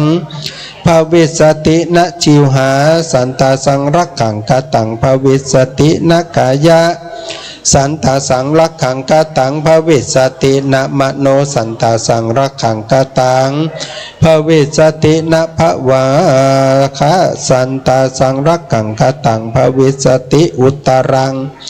นาราบิสติยักโขวายักขิวายักขิกาวายักขโปตะโกวายักขโปติกาวายักขมหามโตวายักขมหามติวายักขปริสัจโจวายักขปริสัจจิวายักขปัจจาโรวายักขปัจจาริวาคัตถโพวาคันทัพปิวากันทัพโปตะโกวากันทัพโปคันทัพพะโปติกาวากันทัพพะมหามโตวากันทัพพะมหามติวากันทัพพะปริสัจโจวากันทัพพะปริสัจจิวากันทัพพะปัจจาโรวากันทัพพะปัจจาริวากุมพันโดวากุมบันดีวากุมบันดาโปตะโกวากุมบันดาโปติกาวากุมบันดามหามโตวากุมบันดามหามติวากุมบันดาปริสัจโจวากุมบันดาปริสัจจิวากุมบันดาปัจจาโลวากุมปันตาปัจจาริวานาโกวานาคิวานาคะโปตะโกวานาคะโปติกาวานาคามหามโตวานาคามหามติวานาคปริสัจโจวานาคปริสัจจิวานาคปัจจาโรวานาคปัจจาริวามหารโกวามหารกีวาภารตะโกวาภารตปิวาภารัตวาโชวาภารัตวาจีวาปดุธาจิตโตภิกขุนังวาภิกขุนีนังวาอุปาสกานังวาอุปาสิกานังวากุติยายะรักขายะอวิหิงสายะภาสุวิหาระตันตรายโยตัทธะอุตรังนาบราบิสติอิทะมโวจะบัคขวาอายัสมาอนันโตภควาภาสิตังอภินันตุติบุตตาหิจายัสมาอนันโตตัมหาอาปาตาตระปะหิโนอายัสมาโตโสอาบาโตโหติเอวามัสสะสาริโรนิทุโคนิรูปัตถโวนิโรโกนิพโยนิรันตรายโยปะหุลาโภปะหุยาโสปะหุโลโภปะหุปัญโยภวันตุสัพพทาตินิติตังขีญา สังวันนาวิเศษอาของเหตุสลากาลิวิจารณสูตรอันมาในติปปมนก็บังกรมสมเลศเสด็จ สาธุครับลำดับนี้ก่อนที่เราทั้งหลายจะได้กล่าวคำถวายสลากพัดจะโคสุมาคุตานตามตันติประเพณีณโอกาสนี้จึงขอได้รับเกียรติจากท่านผู้ช่วยศาสตราจารย์ดร.ระวีจันทร์ส่องท่านคณบดีคณะมนุษยศาสตร์มหาวิทยาลัยเชียงใหม่ได้นั่งอยู่กับที่และเป็นผู้แทนท่านผู้มีเกียรติทั้งหลายยงคันสุมาคุตานณบัดนี้สาธุภูคาขอน้อมไว้พระนวโลกุตละธรรมเจ้าเก่าประการ10กับตังพระปริยัติธรรมเจ้า84,000 ขันดวงพระเสดกับตังพระสังฆเลิศตนศีลใสงามตนปฏิบัติตามหอยพระพุทธบาทศรัทธาอหังวันตามิสัปวัตถุตานังสัพพังโตสังฆมัทเมพันเตสาธุอุกสะคาเดสัพพเยืองเครื่องขวตานสหบริวารหลายหลากพร้อมตุภาคนานาอันศรัทธาพวกข้าพเจ้าตั้งหลายบัดนี้ไม่มีท่านผู้ช่วยศาสตราจารย์ดร.ระวีจันทร์ส่องท่านคณะบดีคณะมนุษยศาสตร์มหาวิทยาลัยเชียงใหม่ผู้เป็นประถมประธานตลอดจนถึง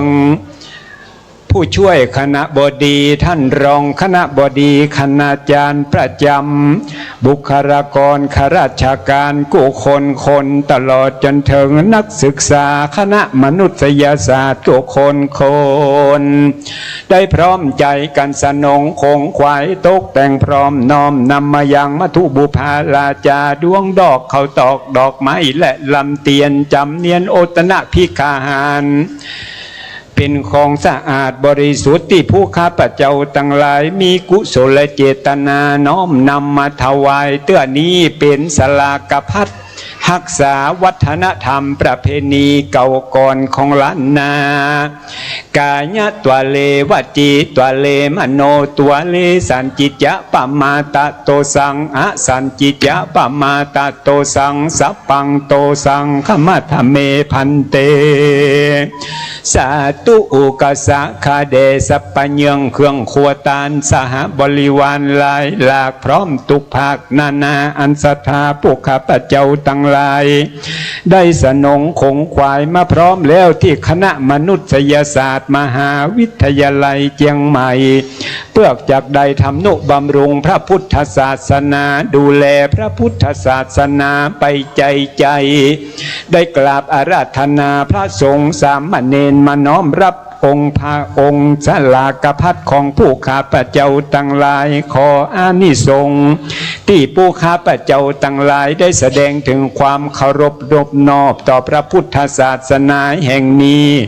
ดลบันดาลให้ผู้ข้าพเจ้าทั้งหลายจงได้เจริญด้วยยศถาบรรดาศักดิ์อำนาจเงินตราบารมีและที่รักบังเกิดขึ้นกับตนตัวผู้ข้าพเจ้าทั้งหลายและครอบครัวนั้นจุงจักมีอานิสงส์ที่ผู้ข้าพเจ้าทั้งหลายได้แสดงถึงความเคารพนอบน้อมต่อพระพุทธศาสนาจงดลบันดาลให้ผู้ข้าพเจ้าทั้งหลายและบุคคลในครอบครัวได้อยู่เย็นเป็นสุขแคล้วคลาดจากโรคอันตรายห่างหายจากภัยพิบัติและอุปวัตทุกข์เจริญสุขสวัสดิ์แผ่พิพัฒน์ไปทั่วทุกทิศานุทิศปรารถนาอิทธวิบุญผลใดขอให้ความปรารถนาอิทธวิบุญผลนั้นของพวกข้าพเจ้าทั้งหลายจุงพลันสำเร็จนั้นจุงจักมีกุศลบุญญาภิสันตาลาสี นี่นามีมากจากภายแผ่หือถึงแก่พญาอัฐปาปะข้อเจ้าตั้ง8อันเตียวพัดแวดไปมาในตะวาทศ12ราศีเป็นต้นว่าพระอาทิตย์มีรัศมีแก่กาพระจันทร์ลักนาสุกุมารพระอังคารวิเศษพระพุทธเปตเปาสีพระพัสวัสดีเลิศล้ำพระสุกพัมผิวขาวพระโสลีเปล่าไหลสัมพระลาหูพร่ำใจงามเหตุจำจื้อมันเมียดโมโลกานวคาตังเก่านักขัดตะเลิกเจ้าเสาเจ็ดตัวแม่นตัวใดเป็นป่าประเคาะแล้วขอหือใดกาดแก้วลานีเป็นตนว่าเคาะตังเหนืออย่าใดมาปกเคาะตังวันตกอย่าใดมาหยอกเคาะตังวันออกอย่าใดมาไกลเคาะตังไตอย่าใดมาถูกต้องฝูงป่าประเคาะพร่ำพร้อมคือเคาะปีเคาะเดือนเคาะวันเคาะยามเคาะเมื่อรับเมื่อตื่นเคาะเมื่อยืนเตียวเลียวพอเคาะหล่อนนาและตามหลังเคาะเมื่อคืนบ่หันเคาะเมื่อวันบ่หูเคาะเมื่ออูเมื่อจาเคาะนาต่างๆจุงกับมาเป็นโสมะตัวใดโสมะกันแล้วจุงนำมายังจกปีจกเดือนจกวันจกยามอายุปีอายุเดือนอายุวันอายุยามตั้งแต่บัดนี้เป็นต้นไปขอให้เจ้ามูลศรัทธาผู้ข้าพเจ้าตั้งหลายอันประกอบไปด้วยท่านผู้ช่วยศาสตราจารย์ดร.ระวีจันทร์ส่องท่านคณบดีคณะแพทยคณะมนุษยศาสตร์มหาวิทยาลัยเชียงใหม่ผู้ช่วยคณบดีท่านรองคณบดีตลอดจนถึงคณาจารย์อันประกอบไปด้วยท่านรองศาสตราจารย์ดร.วิโรจน์อินทนนท์ท่านรองศาสตราจารย์หทัยวันชัยกุลท่านผู้ช่วยศาสตราจารย์ดร.ปนัดดาเลิกเปลี่ยนท่านผู้ช่วยศาสตราจารย์ดร.ชลาทิพย์วสุวัฒน์คุณศรีวันติกิจเจริญกุลคุณปราโมทอาสากิจคุณอนนท์สิงห์โทราชอาจารย์อนัญญารัตนประเสริฐท่านผู้ช่วยศาสตราจารย์นันทวันม่วงใหญ่ท่านผู้ช่วยศาสตราจารย์ดร.ยุทธศักดิ์ชัดแก้วนาภานนท์ท่านผู้ช่วยศาสตราจารย์ดร.พิมพ์ชนกเครือสุคนอาจารย์ดร.อรชรเรือนคำตลอดจนถึงคณาจารย์ท่านอื่นๆที่บ่ได้เอ่ยนามมาก็ดีบุคลากรคณะมนุษยศาสตร์ที่บ่ได้เอ่ยนามมาก็ดีและคณะนักศึกษาคณะมนุษยศาสตร์ทุกระดับชั้นปีที่บ่ได้เอ่ยนามขอให้ผู้ข้าพเจ้าตั้งหลายได้เปิกปะละสิยังอุปทวะกังวลโอนทลายคณะนับรับก็ให้ได้เงินหมื่นตื่นให้ได้เงินแสนเป็นเมื่อเอาให้ได้เงินบาทเงินเฟืองอยู่ขอให้มีใจไปขอให้มีโจกมีลาภาแปะขะเสกสถูกึดอันใดให้ได้สมดังกรรมกรรมพาธนานั่นจุงจักมีเตจะบุญนันมูลศรัทธาผู้ข้าพเจ้าทั้งหลายติดได้จักกระทำตานสลากพัดประจำปี68แห่งนี้น้อมอุทิศแด่บุรพาจารย์บรรพบุรุษผู้มีพระคุณของผู้ข้าพเจ้าทั้งหลายติดได้ล่วงลับดับขันจากผู้ข้าไปและจุดทั้งหลายไปแล้วขอให้อานิสงส์ผลบุญตานตั้งหมดตั้งมวลได้ไปจุจอดลอดเถิงเติงตันยังบุรพาจารย์บรรพบุรุษผู้มีพระคุณของผู้ข้าพเจ้าทั้งหลายแม่นจักเถิงเมื่อเจ้าให้ได้เป็นเขาง่ายแม่นจักเถิงเมื่อลาเมื่อควายหือได้เป็นแผ่นพันเสื้อผ้าแม่นจักเถิงเมื่อลุนขุนลาหือได้เป็นข้าวติบน้ำติบ10ประการเสวยนิรันดร์การตลอดนั้นจุงจักมีตีจะบุญนันมูลศรัทธาผู้ข้าพเจ้าตั้งหลายยินดีได้สร้างมีพันละใหญ่กว้างนักหนาจักอุทิศไปหาสัพพะสตาคณานาน้อยใหญ่แม่นตัวอยู่ในน้ำและไตเนื้อดินสัตว์4 ตีน2 ตีนสัตว์มีปีกหลายจาสัตว์อยู่ในอากาศกลางหาวสัตว์ตัวเหนียวตัวสันอาปาทะโกอันมีตีนมากลายและบะมีตีนมากลายที่ศรัทธายิงใจไหลสัมได้ขาค่ำควรคีได้ผูกดาบุกตีหืออินทรีย์คอยขาดชีวิตขาดตัวตายเตจะบุญนันมูลศรัทธาผู้ข้าพเจ้าตั้งหลายได้หยาดน้ำทอกถมถวายหือเจ้าตั้งหลายมดหมู่ใหญ่น้อยกู้ตัวตนได้เสวยกุศลปนโตดบุญอย่างนี้โพดคุณนาไปเกิดเป็นเทวบุตรเทวดา ตนพัดเสดไปบังเกิดในที่สุขเสถียรคือมาขี้คายกำเวรลุกเลี้ยนแล้วสมดังพระตนแก้วตันเตสนาว่าสัพเพสัตตาอะเวลาหนตุสุขีอัตนังปริหะลันตุนั้นจุงจักมีเตี้ยงแต่เดลีเดเตอกับลำดับนี้ท่านผู้มีเกียรติทั้งหลายจะได้พร้อมใจกันกล่าวคำถวายเบื้องต้นจะได้กรุณาตั้งนะโมสามจบโดยพร้อมเพรียงกันหลังจากนั้นกระผมจะได้เป็นต้นเสียงนำท่านผู้มีเกียรติทั้งหลายได้กรุณาว่าโดยพร้อมกันณบัดนี้นะโมตัสสะภะคะวะโตอะระหะโตสัมมาสัมพุทธัสสะ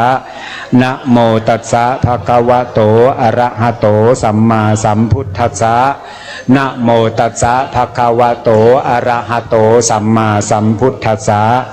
เอตานิมะยังพันเตสลากภัตตานิสัปริวารานิอสุกัฏฐาเนทะปิตานิภิกขุสังคัสสะโอโนชยามะสาธุโนพันเตภิกขุสังโฆเอตานิสลากภัตตานิสัปริวารานิปฏิคันหาตุอัมหากันเจวะมาตาปิตุอาทีนันจะยาตกานังทีครตังหิตายะสุขายะอาสะวะขยาวะหังนิปานปัจจโยโหนตุโนนิจังข้าแด่พระสงฆ์ผู้เจริญข้าพระเจ้าทั้งหลายขอน้อมถวายสลากภัตแด่พระภิกษุสงฆ์ขอพระภิกษุสงฆ์โปรดรับซึ่งสลากภัตของผู้ข้าพเจ้าทั้งหลายเพื่อน้อมอุทิศแด่บุรพาจารย์ผู้มีพระคุณของผู้ข้าพเจ้าทั้งหลายขอให้ได้รับอานิสงส์ผลบุญที่ข้าพเจ้าทั้งหลายได้กระทำในวันนี้เพื่อเป็นประโยชน์และความสุขความเจริญแก่ข้าพเจ้าทั้งหลายและครอบครัวตลอดกาลนานเทอญสาธุครับลำดับนี้เมตตาบารมีธรรมพระสงฆ์จะได้โปรดเมตตาอัปโลกสลากภัตเป็นลำดับต่อไปเจ้าหน้าที่ศาสนพิธีของคณะมนุษยศาสตร์จะได้คอยบริการหลังจากพระสงฆ์ได้โปรดเมตตาอัปโลกเรียบร้อยแล้วเจ้าภาพจะได้ถวายสลากภัตแด่พระสงฆ์ที่จับฉลากได้แต่ละเจ้าภาพในวันนี้คณะเจ้าภาพจะมีด้วยกันหลากหลายซึ่งเดียสกรรมกับผมจะได้นำเรียนเชิญท่านเจ้าภาพได้นอบน้อมประเคนเป็นลำดับต่อไปยักเขพันเตสังโฆชานาตุขอพระสงฆ์ทั้งปวงจงฟังคำของข้าพเจ้าบัดนี้ทายกทายิกาผู้มีจิตศรัทธาได้น้อมนำมายังสลากภัตมาถวายเป็นสังฆทานแก่พระสงฆ์อันว่าสลากภัตทานนี้ย่อมมีอานิสงส์อันยิ่งใหญ่สมเด็จพระผู้มีพระภาคเจ้าจะได้จำเพาะเจาะจงให้เป็นของภิกษุรูปใดรูปหนึ่งก็หามิได้เพราะเป็นของแก่สงฆ์ทั้งปวงในสังฆมณฑลพระสัมมาสัมพุทธเจ้าได้ตรัสว่าให้แจกสลากภัตบรรดาที่มาถึงบัดนี้ข้าพเจ้าขอสมมุติตนเป็นผู้แจกของสงฆ์พระสงฆ์ทั้งปวงจะเห็นสมควรหรือไม่เห็นสมควรขอจงทักท้วงขึ้นณถ้ำกลางสงฆ์อย่าได้เกรงใจถ้าเห็นสมควรแล้วไซจงเป็นผู้นิ่งอยู่ บัดนี้พระสงฆ์นิ่งอยู่ข้าพเจ้าจักรู้ได้ว่าเห็นสมควรที่จะทำการแจกพัดดังต่อไปนี้อะยังปฐมภาโคมหาเถรัสสะปาปุนาติส่วนที่หนึ่งย่อมถึงแก่พระมหาเถระผู้อยู่เหนือข้าพเจ้าอวเสสาปาคาอัมหากังปาปุนาติส่วนที่เหลือจากพระเถระผู้ใหญ่แล้วย่อมถึงแก่ปวงข้าพเจ้าทั้งหลายที่มาถึงณสถานที่นี้ทุกรูปด้วยเทิน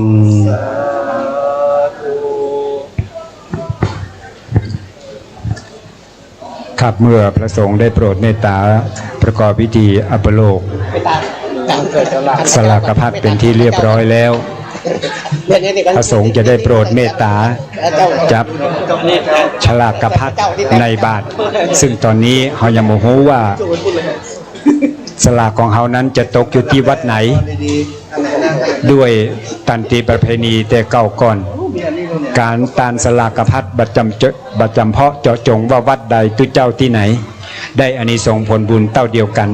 ณโอกาสนี้ผมน่าจะได้มอบไมค์คือกับอาจารย์วิโรธได้ดำเนินการในส่วนนี้สักเล็กน้อยนะครับขอเรียนเชิญครับครับก็เดี๋ยวจะยกต้นนะครับศิระถ้าอ่อนเฮาที่เตรียมกันไว้นะครับก็เดี๋ยวเตรียมกันไว้ว่าจะต้องยกต้นนะครับคือตอนนี้คำแรกคิดว่าจะมีสลากโยกสองเส้นแต่ก็เป็นโจกของเฮาเพราะว่ามีเนนมาร่วมกับเฮาตัวนะครับก็เลยถวายเนนนะครับที่เขาร่วมด้วยกันตัวนะครับจบออกมาแล้วแต่กี้นี้พระเจ้าตกของอาจารย์วิโรธ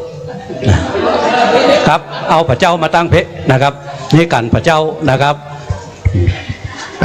ขออนุญาตครับคณะมนุษยศาสตร์ครับที่พระอาจารย์พระครูธีรสุตพจน์รูปที่หนึ่งครับผมคณะมนุษยศาสตร์ครับของคณะมนุษย์ครับไอ้ตามยกมาที่อาจารย์พระครูธีระนะครับต้นที่สองเดี๋ยวกันยกต้นมาก่อนนะครับยกต้นมาก่อนต้นใดไอ้ตามต้นใดต้นเดียวครับต้นเดียว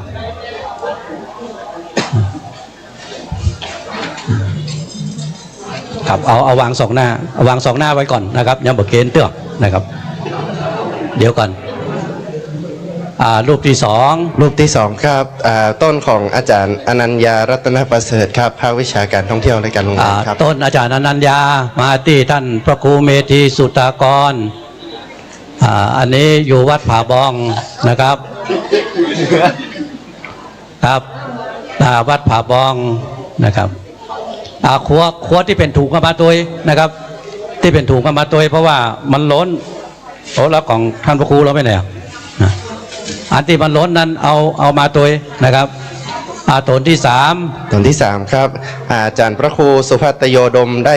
ต้นคณะมนุษยศาสตร์แถมต้นหนึ่งนะครับต้นคณะมนุษย์แถมต้นหนึ่งมาเพอยู่ติดกันนี่เนาะนะอาจารย์พระครูอยู่วัดดอนใจนะครับแม่ริมนะครับพร้อมกับกุ๋ยมาตัวท่านใบดีกานนทวัฒน์นนทพันธ์ได้ของไผ่ท่านพระใบดีกานนทพันธ์ได้ของผู้ช่วยศาสตราจารย์ดร.ชราทิพย์วสุวาฒครับภาควิชาภาษาอังกฤษครับเอาของอาจารย์ชราทิพย์มานี่นะครับที่ท่านหลุยนะครับวัดบะขามหลวงสันปะตองนะครับครับถัดต่อไปท่านพระมหาสุรศักดิ์ครับโต๊ะของผู้ช่วยศาสตราจารย์ดร.ปนัดดาเลิกเปลี่ยนครับภาควิชาภาษาไทยครับอาจารย์ปนัดดามานี่นะครับ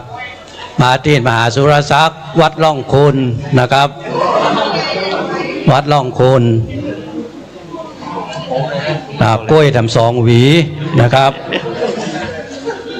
ได้กล้วยนักเหลือเพิ่นอาจารย์สมุวิสุวัฒน์ต่อไปอาจารย์พระครูสมุวิสุวัฒน์ครับโต๊ะของผู้ช่วยศาสตราจารย์ดร.ยุทธศักดิ์ชัดแก้วนภานนท์ครับภาควิชาการท่องเที่ยวการโรงแรมครับอาจารย์ยุทธศักดิ์นะครับอาจารย์สมุวิสุวัฒน์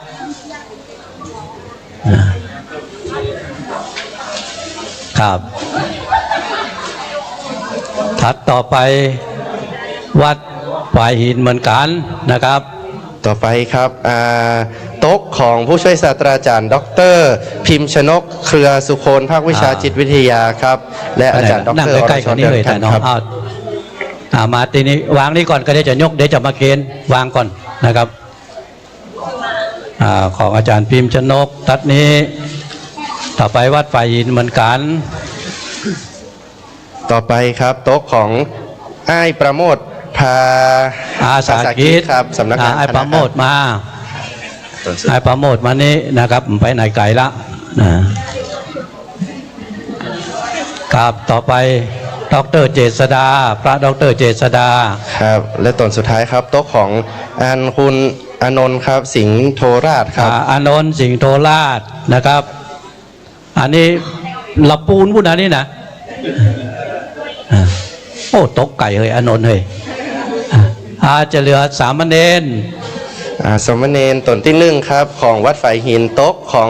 รองศาสตราจารย์หทัยวันชัยกุลชัยกุลครับภาควิชาภาษาไทย เอา ครับ ของอาจารย์อทัยวันมานะครับ สามเณรที่กำกล้องเนี่ยนะครับมาถ่ายของเขานี่นะครับ วันนี้เราถ่ายทอดเสียงไปทางสถานีวิทยุ FM 104.50 แล้วเราก็ไลฟ์ไปทางเพจของอันวิทยุตัวนะครับประเด็นที่ผมกำไม้นี่มันออกสถานีวิทยุนะอาจารย์อทัยวันนะครับมินิโมพดทบได้นักเลยเพื่อนเนาะกล้ากำกล้องเอาน้ำตัวแถมนะครับเรือทำต้นเน้นน้อยเขานี่เน้นน้อยวัดดอนใจนะครับติดตามท่านพระครูสุภัตโยดมครับโต๊ะของคุณศรีวันติกิจเจริญกุลครับพี่ศรีวันไปตกไม่ริมพ้นนะครับพระน้อยไม่ริมเดี๋ยวเรือทำอันนั้นก็คือของไผ่อะของประจาน่ะชื่อไผ่อะนะงานขนย้ายครับของพี่อิทเขาเปิดงานขนย้ายทั้งหลายนะครับเด้อมาโต๊ะปนานมาเพ่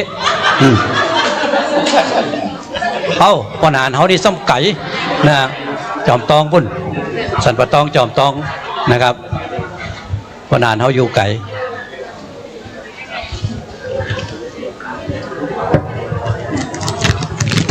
ครับได้ถึงหมดละนะครับเนาะเดี๋ยวกันเนอะเพราะว่าพอได้กำไม้แล้วนี่สวะมาได้แต่เดี๋ยวกันต้องเจออันลูกสาวอาจารย์วิโรจน์หน่อยนะไอ้กฎจกรไอ้นั่นไปไหนเอาทายทานที่เป็นหนังสือเลี้ยงหน้าพระก่อนเอาฟ้องกันเลยไอ้ศิละหนังสือเนี่ยนี่ชุดนี่2 เล่มนี่ยังมาใจชุด2 เล่มนี่ไปเลี้ยงหน้าพระถวายเลยนะครับตัวเจ้าเนนนะครับ2 เล่มก็เป็นชุดหรอกเป็นชุดหนึ่งมี2 เล่มนะครับวางไว้นะครับชุดหนึ่ง2 เล่มนะครับไล่ครบก่อนนะครับเดี๋ยวหมู่เฮามางานนี้นะครับเดี๋ยวจะแจกหนังสือกรรมฐานทุกคนนะครับแล้วก็จะมีพระเครื่องแถมชุดหนึ่งนะครับจะแจกหมดนะครับยกเว้นที่วางบนโต๊ะปุ้นนะครับบนโต๊ะนี้จะแจกสำหรับหมู่เฮาทุกคนเลยนะครับอาจารย์อทัยวันนะครับที่เหลือนั้นมานี้นะครับที่เหลือมานี้นะครับอาจารย์อทัยวันชุดหนึ่งอาจารย์ปนัดดานะครับอาจารย์วัดชลาทิพย์นะครับเอาคนเกษียณก่อนพี่ศรีวันไอ้ปราโมทไอ้นนท์นะครับเพราะว่าเกษียณไปแล้วบอกว่าจะให้อย่างไรนะครับจะให้ไปปฏิบัติกรรมฐานท่านคณบดี1 ชุดนะครับทางคณบดี1 ชุดก่อนนะครับเดี๋ยวที่เหลือนั้นเพราะว่าจบไปแล้วนะครับเดี๋ยวจะให้ปฏิบัติกรรมฐานละ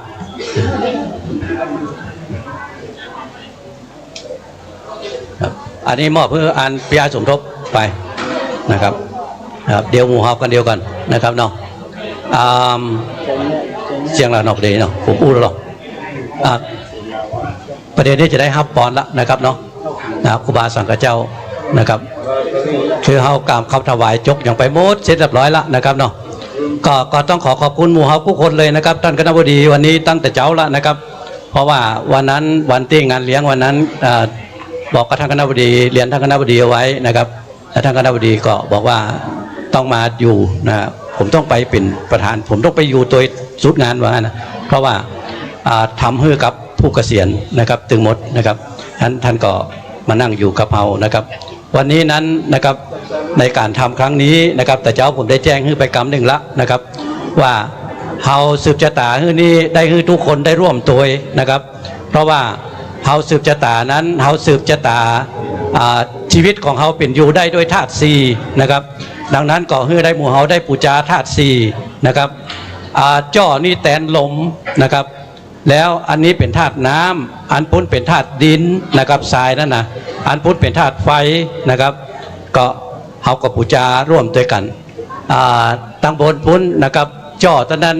จ้อร้อยดอกไม้ร้อยเข้าร้อยนะครับ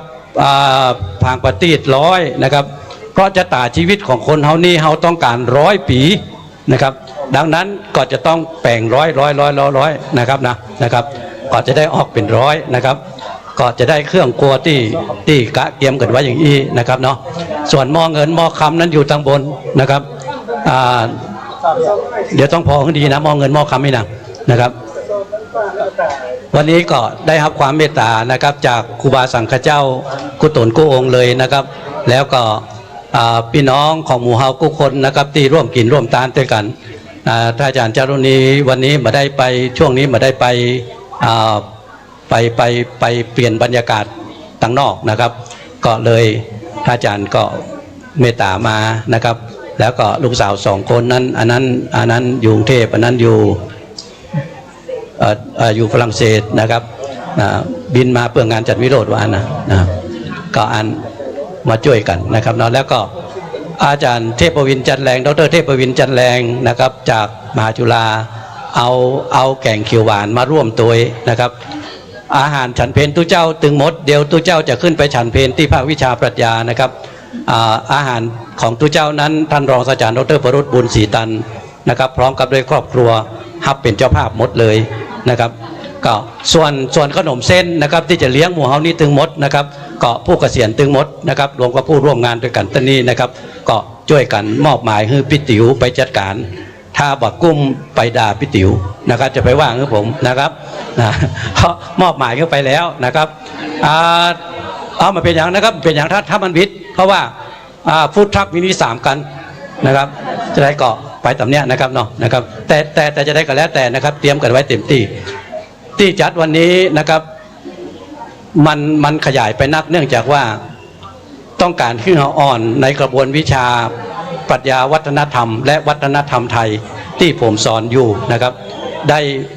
เขาก็จะจัดอันหมู่เนี้ยนะครับมาพอแล้วก็มาช่วยบริการให้ถึงหมดเนี่ยนะครับอันนี้เขาอ่อนที่เฮียนในกระบวนวิชาปรัชญาวัฒนธรรมและวัฒนธรรมไทยกลุ่มหนึ่งทำรายงานสืบชะตากลุ่มหนึ่งทำรายงานสลากพัดกลุ่มหนึ่งทำรายงานตาลทรายตาลแตนนี่จะขึ้นไปตาลบนภาคเพราะว่าของมันหนักครับนะก็เลยยกไปวางไว้หน้าภาคตึงมดแล้วก็เนื่องจากว่าผมจะตาลของไว้ที่ภาคนะครับถ้วยโถโอจานหวานจ้อนโต๊ะตังมานั่งเก้าอี้นะครับที่เคยใจมันรู้มันเสียไปนะครับก็เอาไปชดเชยก็ตรงนั้นนะครับเนาะมาได้ประเคนเตือนไป5 ปอนด์จะได้ตั้งนะต้องประเคนพระเจ้าก่อนนะครับ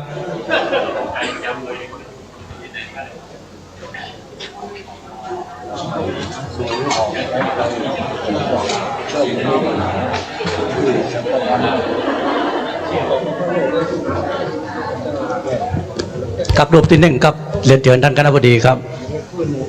นะครับท่านคณบดีเป็นตัวแทนของในคณะของเราตึงมดนะครับเนาะกับประเคนท่านอาจารย์พระครูธีระสุตพจน์นะครับกับรูปที่2ครับวัดผาบองอาจารย์อนัญญาครับเชิญเลยครับท่านอาจารย์อนัญญาอาจารย์นันทวัน2 คนนะครับภาควิชาการท่องเที่ยวนะครับภาควิชาการท่องเที่ยวนะครับประเคนตกรรมนะครับเนอะครับคณะมนุษยศาสตร์ต้น1ที่จะเปิดปอโทแล้วค่ะตามท่านรองนะครับจะได้ไป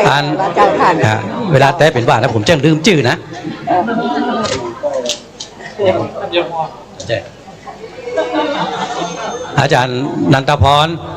ธัญพรนะครับเนี่ยมันสุมาเตอร์ไม่เป็นนะจำได้พ่อผมได้หลายกันอันนี้ของไผ่เนาะถ้าอาจารย์จราทิพย์ครับถ้าอาจารย์จราทิพย์ไปตกสันปะตองบะขามหลวงนะครับบะขามหลวงอันนี้จบปโทปรัชญานะครับองค์แรกจบปโทปรัชญาองค์นี้เลยครับองค์ที่สามนี่จบพุทธศาสตร์ปโทนะครับอาจารย์ปนัดดาครับอาจารย์ปนัดดาไปตกร่องคุณสันกะแปงนะครับดอยสะเก็ดนะครับร่องคุณดอยสะเก็ดนะครับนักศึกษาปริญญาโทปรัชญานะครับอาจารย์ยุทธศักดิ์ครับอาจารย์โดงตกตุเจ้าหลวงวัดเฮานะครับตุเจ้าหลวงวัดเฮาตุเจ้าหลวงฝ่ายหินครับท่านอาจารย์พิมพ์ชนกอาจารย์นุ่นครับอาจารย์นุ่นก็ตกตุเจ้าวัดเฮานะครับเฮาตานด้วยกันกูพูดนะครับตึงป้นกันตำเนี่ยฝ่ายหินเนี่ยไอ้ปราโมทก็ตกฝ่ายหินนะครับไอ้ปราโมทตกฝ่ายหินไอ้นนท์นะครับไอ้นนท์ตกป้นละปูนนะครับอันนี้จบปโทพุทธศาสตร์นะครับเมินนักแกละนะครับแล้วก็ปูนอาจารย์อาทัยวันเจิญครับนะเอาได้เน้นหน่อยโลนะครับอาจารย์อาทัยวันก็พี่ศรีวันนะครับเกณฑ์ปูนนะครับตัวแทนของฝ่ายขนย้ายฝ่ายจัดตี้ตัวแทนมานะครับครับสาธุครับนะครับเป็นบุญกุศลสำหรับหมู่เฮากุ๊กคนนะครับเนาะนี่อย่างเพิ่มกะกว่าจักออกฮะก็เดี๋ยวว่าจะถอนออกนี่แหละฮะตกเน้นน้อยจะถอนออกกับว่าจะเพิ่มไปปรับนิมนต์จัดว่าครูครับปนานเกณฑ์หลบบอกหรอมอบหรอเกณฑ์หลบเรียบร้อยแล้วโอกาสอันเป็นมังคลมงคลนี้เราท่านทั้งหลายได้กินได้ทานร่วมกันแล้วต่อไปเราจะได้รับพรหยาดน้ำเบื้องต้นน้อมอุทิศถึงบรรดาครูบาอาจารย์คนเฒ่าคนแก่บุคลากรที่ได้อยู่กับคณะมนุษยศาสตร์ที่ได้ล่วงลับดับขันไปแล้วตลอดถึงสรรพสัตว์ทั้งหลายแล้วก็ส่วนที่สองนั่นก็ขอตั้งจิตตั้งใจอธิษฐานคือเป็นบุญเป็นบารมีปกข่มรักษาเราท่านทั้งหลายคืออยู่เย็นเป็นสุขไปตลอดกาลนานยะถาวาลิวะหาปุลาปาลิปุเรนติสากลังเอวะเมวะอิโตตินังเปตานังอุปกัปปติอิจิตตังปฏิตังตุมหังคิปะเมวะสมิชันตุสัพเพปูเรนตุสังกปาจันโตปนาลโสยะถามณีโจติละโสยะถาอิติโยวิวัจจันโตสัพพะโลกวินาสันตุมาเตภวะตวันตรายโยสุขีกายุโกภวะอภิวาตนาสิริสนิจังวุฒาปัจจายโนจัตตารโอธัมมาวัฏันติวันโนสุขังปะลาจัยยสิทธิทานังลาภังโสติภาคายังสุขังปะลังสิริอายุจาวันโนจะโภกังบุตติจะยะสวาสตาวะสัจจะอายุจะชีวาสิทธิภาวันตุเถภาวะตุสัพพมังคลังลักขันโดสัพพเทวตาสัพพพุทธาภาเวนะสัทธาโสทิ ตุเตภวตุสัพพมังการังรักขันตุสัพพเทวตาสัพพธัมมานุภาเวนัสสะทาโสติภวันโดเตภวตุสัพพมังการังรักขันตุสัพพเทวตาสัพพสังฆานุภาเวนัสสะทาโสติภวันตุเต สาธุทำบุญอธิษฐานทำทานในอุทิศลำดับนี้ท่านผู้มีเกียรติทั้งหลาย จะได้พร้อมใจกันกล่าวกำแผ่เมตตาเป็นกำเมืองล้านนาโดยพร้อมเพรียงกันนะครับอีตังตานากัมมังนิปานาปัญจโยโหตุโนนิจังอีตังศีลากัมมังโยโหตุโนนิจังอีตังภาวนากัมมังนิปานาปัญจโยโหตุโนนิจังยังกินจิกุสาลังกตาปังเพหิกาเตหิกาตังปุญญังโนอนุโมทันตุสุนันตุปนโตเยเตวาสามิงฐานเนอาทิคาตาสัตตาหุนตุสัพพสัตตานังสุขีอัตตานังปาริหารันตุมาตาปิตาสุขีตาหุนตุสัพเพญาตากาสุขีตาหุนตุตุกาปามุญจันตุสัพเพอัญญาตากาสุขีตาหุนตุตุกาปามุญจันตุสัพเพปิสาสัพเพญาคาสุขีตาหุนตุตุกาปามุญจันตุสัพเพนัคขตาสุขีตาหุนตุตุกาปามุญจันตุสัพเพเทวาหุนตุตุกาปามุญจันตุสัพเพอาจาริโยปัญชยาสุขีตาหุนตุตุกาปามุญจันตุสัพพสัมปตินังจันตุโววันตามิพันเตสัปังอาปาลาทังคัมมาธัมเมพันเตมยากาตังปุญญังอนุโมทิตาปังสามินากาตังปุญญังไมหังคาตาปังสาธุสาธุอนุโมทามิสัพพทุกขาสัพพพญาสัพพโรกาวินาสันตุอายุวันโนสุขังปะลังสาธุสาธุสาธุกลับขอมอบไม้ให้อาจารย์ส่งเสริมครับอาจารย์ส่งเสริมกำบาตรน้ำมนต์ไปเดี๋ยวอาจารย์นิมนต์ครูบานิมนต์ครูบาตดได้ก็ได้ครับผมน้ำพุทธมนต์บาตรน้ำมนต์เขาอ่อนพระใจศิลาเด็กผู้ชายมาเก็บปัจจัยออกเข้าวัดอันนี้ขันโยมพระเจ้าจัดการ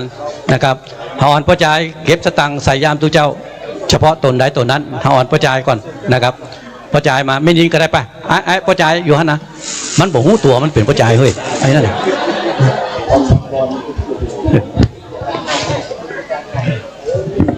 ไอ้หมดตัวก็ได้เดี๋ยวจะผมน้ำมนต์ไปตัว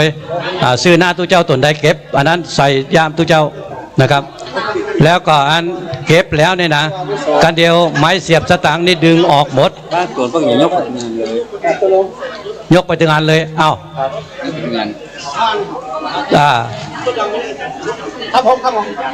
อาจจะยกใส่รถดำไอ้ตัวอะไรบ้างเก็บนะครับเก็บนิมนต์จะยันโตไปตั้งเนอะนะครับสวดคนเดียวเดี๋ยวตัวเจ้าจะไปฉันเพนที่ภาควิชาตึงมดนะครับโมเลสกายานังนันติวัตโนเอวังตวังวิจโยโหหิจยันโสมังกะเลอปราชิตาปันลังเกสีเสปะทาวิโภคาเลอภิเสเกสัพพพุทธานังอาคาปโตปโมตติสุนังถอนไม้เสียบสตังค์ออกจนหมดเลยสตังค์เอาตังสุโหติตังสุขโนสุโมโหโตจะสุยิถังธรรมจาริสุปตักขินังกายกรรมังวาจาในวันตั้งหน้าอยู่ตะขีนังปะทะขีถ้าบ่าวออกก็ได้จะบัตรตานนั่นละปณิทิเตปะทะขีนาทักขินานิกาตว นาราพันตเถปาทักขิเน กระเดียวหาอ่อนเด็กชุดตาลทรายตาลแตนจะต้องขึ้นไปที่ภาคไปอยู่ที่ภาคเลยนะครับ เพราะว่าตู้เจ้าจะขึ้นไปฉันเพลที่ภาคนะครับ แล้วหาอ่อนจะต้องไปตาลทรายตาลแตนที่ปุ้นนะครับ เด็กชุดตาลทรายตาลแตนต้องขึ้นไปที่ภาคครับนะดอกไม้ไอ้ตามดอกไม้เอาก่อนฮะดอกไม้ก็เอาครับนะดอกไม้ก็เอาสตางค์อย่างเดียวเบานะส่วนน้ำดื่มนั้นเนี่ยนะครับน้ำดื่มปิกิ่งกับปิก้อยนะครับปิกิ่งกับปิก้อยเป็นคนรับผิดชอบนะครับออกสตางค์ให้ตัวนะครับน่ะมีไหนก็มูน้ำนะเดี๋ยวกินขนมเส้นแล้วก็กินน้ำกันแล้วกันนะขนมเส้นแต่บอกว่าพี่ติ๋วตั้งไหนก็บอกนะครับก็เดี๋ยวจะได้กินขนมเส้นร่วมด้วยกันนะครับหมู่เฮาตึงมดเลยเนี่ยนะครับเนี่ยพี่นันบีนะครับช่วยแจกหนังสืออาจารย์วิโรจน์โดยกรรมนะครับตอนนี้ก่อนนะครับพี่นันบีแจกตอนนี้ก่อนนะครับแจกอาจารย์นะครับแล้วก็ครับพี่นันบีแจกตอนนี้ครับแจกคนละเล่มเลยนะครับแล้วก็ไอ้กฎชกรนนนะครับ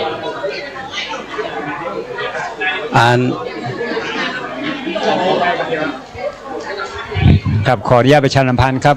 น้องๆนักศึกษาท่านใดที่มีความประสงค์อยากจะให้กินขนมในสั่งพ่ออาจารย์นะครับนักศึกษาและท่านผู้มีเกียรติท่านใดนะครับที่เคยได้ขนมเป็นมงคลในวันนี้ในตะกร้าพ่ออาจารย์นะครับเรียนเชิญครับน้องๆนักศึกษาท่านผู้มีเกียรติท่านใดครับมีความประสงค์มีความประสงค์ที่จะให้กินขนมในสั่งพ่ออาจารย์นะครับเรียนเชิญเลยนะครับน้องๆนักศึกษาครับท่านผู้มีเกียรติครับบุคลากรครับเรียนเชิญครับขนมนี้กินได้นะครับอันใดที่ขอบคุณครับขอบคุณครับอันใดที่ท่านจะกินได้นะครับเรียนเชิญครับเนื่องจากทำงานมานี้หลายวันแล้วเชิญเลยนะครับฟรีครับขอบคุณครับเชิญเลยครับหยิบเลยครับน้องๆนักศึกษาท่านใดครับมีความประสงค์ให้จิ้มขนมในตะกร้าที่เปิ้ลตาลเชิญเลยนะครับหยิบได้ฟรีนะครับเรียนเชิญเลยครับ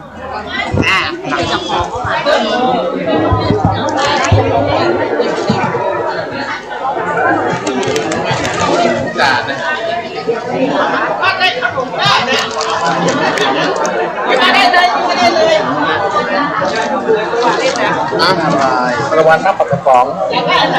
น้ำปุ้มปุ้ยระวัง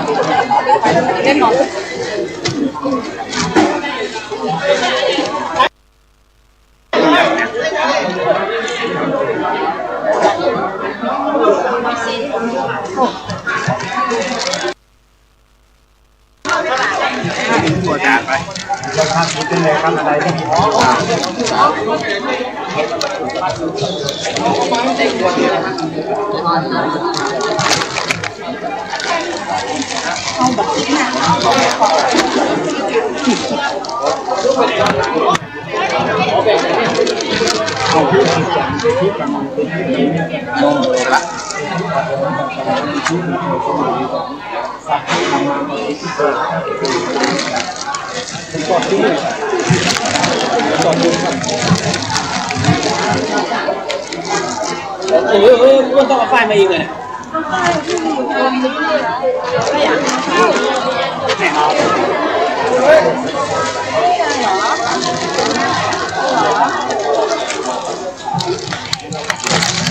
เต็มที่เลยจานเอาได้เลยใช่ค่ะเอาได้เล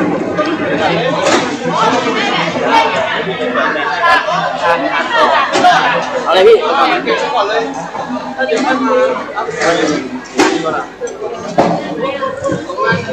งานไหนอย่างวะเอาก่อนเลยครับ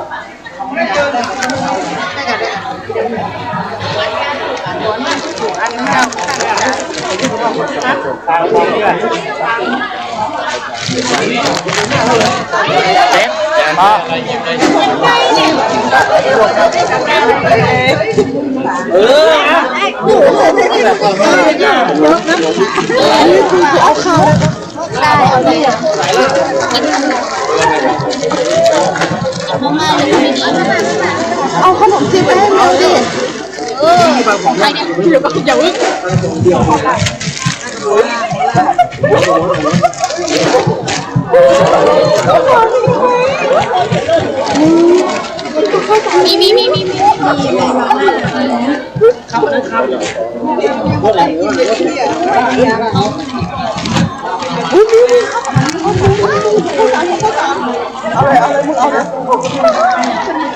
ข้าวไม่ได้ฉันไม่มีที่ถือข้าวกินข้าว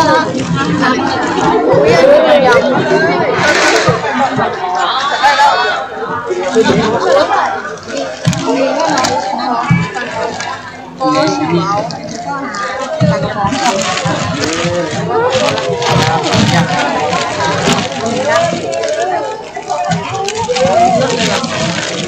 าหมดเลยครับ